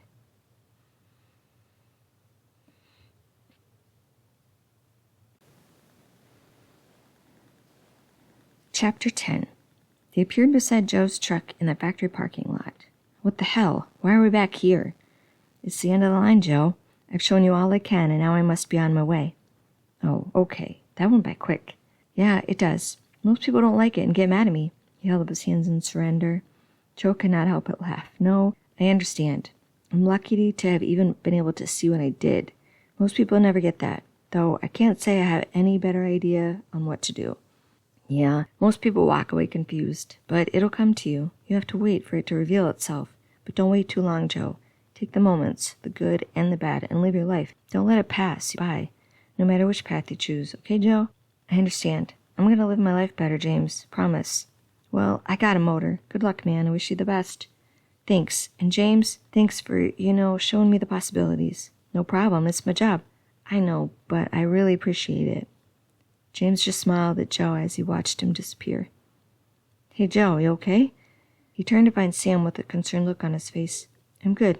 Actually, I'm perfect. Good. You had me worried, just standing there staring out into space. Well, see you later. Sam turned to get into his car. Hey, wait. Sam, about that drink, you still up for one? His face lit up, and Joe's not sure why he even said it. Of course, let's go, buddy. Joe almost changed his mind, then an image popped into his head. Hey, Sam, do you know if Tina works at the bar tonight? Yeah, man, I think so. Why? Oh, I think it's about time I asked that beautiful girl out on a date. You've been trying to get me to do that for months. I sure have, but never expected you to actually do it. What's gotten into you? Oh, just deciding to live my life, not let it pass me by. About time. He slapped Joe on the back, and they headed to his car. James watched the scene from above. You'll never know, James. He spun around to find the boss. We'll never know what. You'll never know what would happen if he chose the other path, so try not to worry about it. It's out of your control. It's not that easy. I watch as people live two possible lives, amazing lives, and in the end, I can see the agony on their faces of having to choose one of them. You're right, but most of the time we already know which path they should choose. He picked the right one. He just had to figure out for himself that it was the right one. But what if he was meant to be in special ops? That seemed like his destiny. It can seem that way. A part of him would have been amazing at that for sure. He may have gone on to save lives or even prevent wars, but in the end his choice was best. How come you know, but I don't get to know what was best? It seems harsh to make me do all the work and never see the benefits. The boss chuckled. You're a piece of work, James. I save you from eternity of nothing, and here you go saying you deserve more? James shifted on his feet. I mean, it would just be nice to see the end result. That their choice was a good one and why. That's all. I know. This one time, I'll tell you that Joe's choice will mean the difference between his sister going to college, winning an Olympic gold medal in the marathon, and living our lifelong dream of coaching other girls to running success, or attending a community college and meeting an average man to marry and having 5 kids and living a boring, unproductive life. All that because Joe chose to stay and not join the military? You got it. Wow, I never would have thought. And that is why you should not worry about it too much. In the end, they usually choose the right one. It's their destiny to choose, but most time, fate pulls you in the right direction. One outweighs the other. What about Joe, though? Is he happier in the end with his choice than he would have been with Brianna? Well, that's hard to say. Happiness is relative. But I will say that Brianna would have never had kids with Joe. Joe will love being a dad. So you decide for yourself. Love or lust? Always lust. The boss laughed. Only you, James. Only you. Then he disappeared. An image popped into James' mind of a woman in a gym parking lot. His next assignment. He felt the pull and he was gone. Epilogue. It's been 6 months since Joe decided to ask Tina out, and he didn't regret it for a minute. She was amazing, and Sarah loved her too. The future looked bright. Joe no longer wished for something more. He had it all right here in front of him this whole time.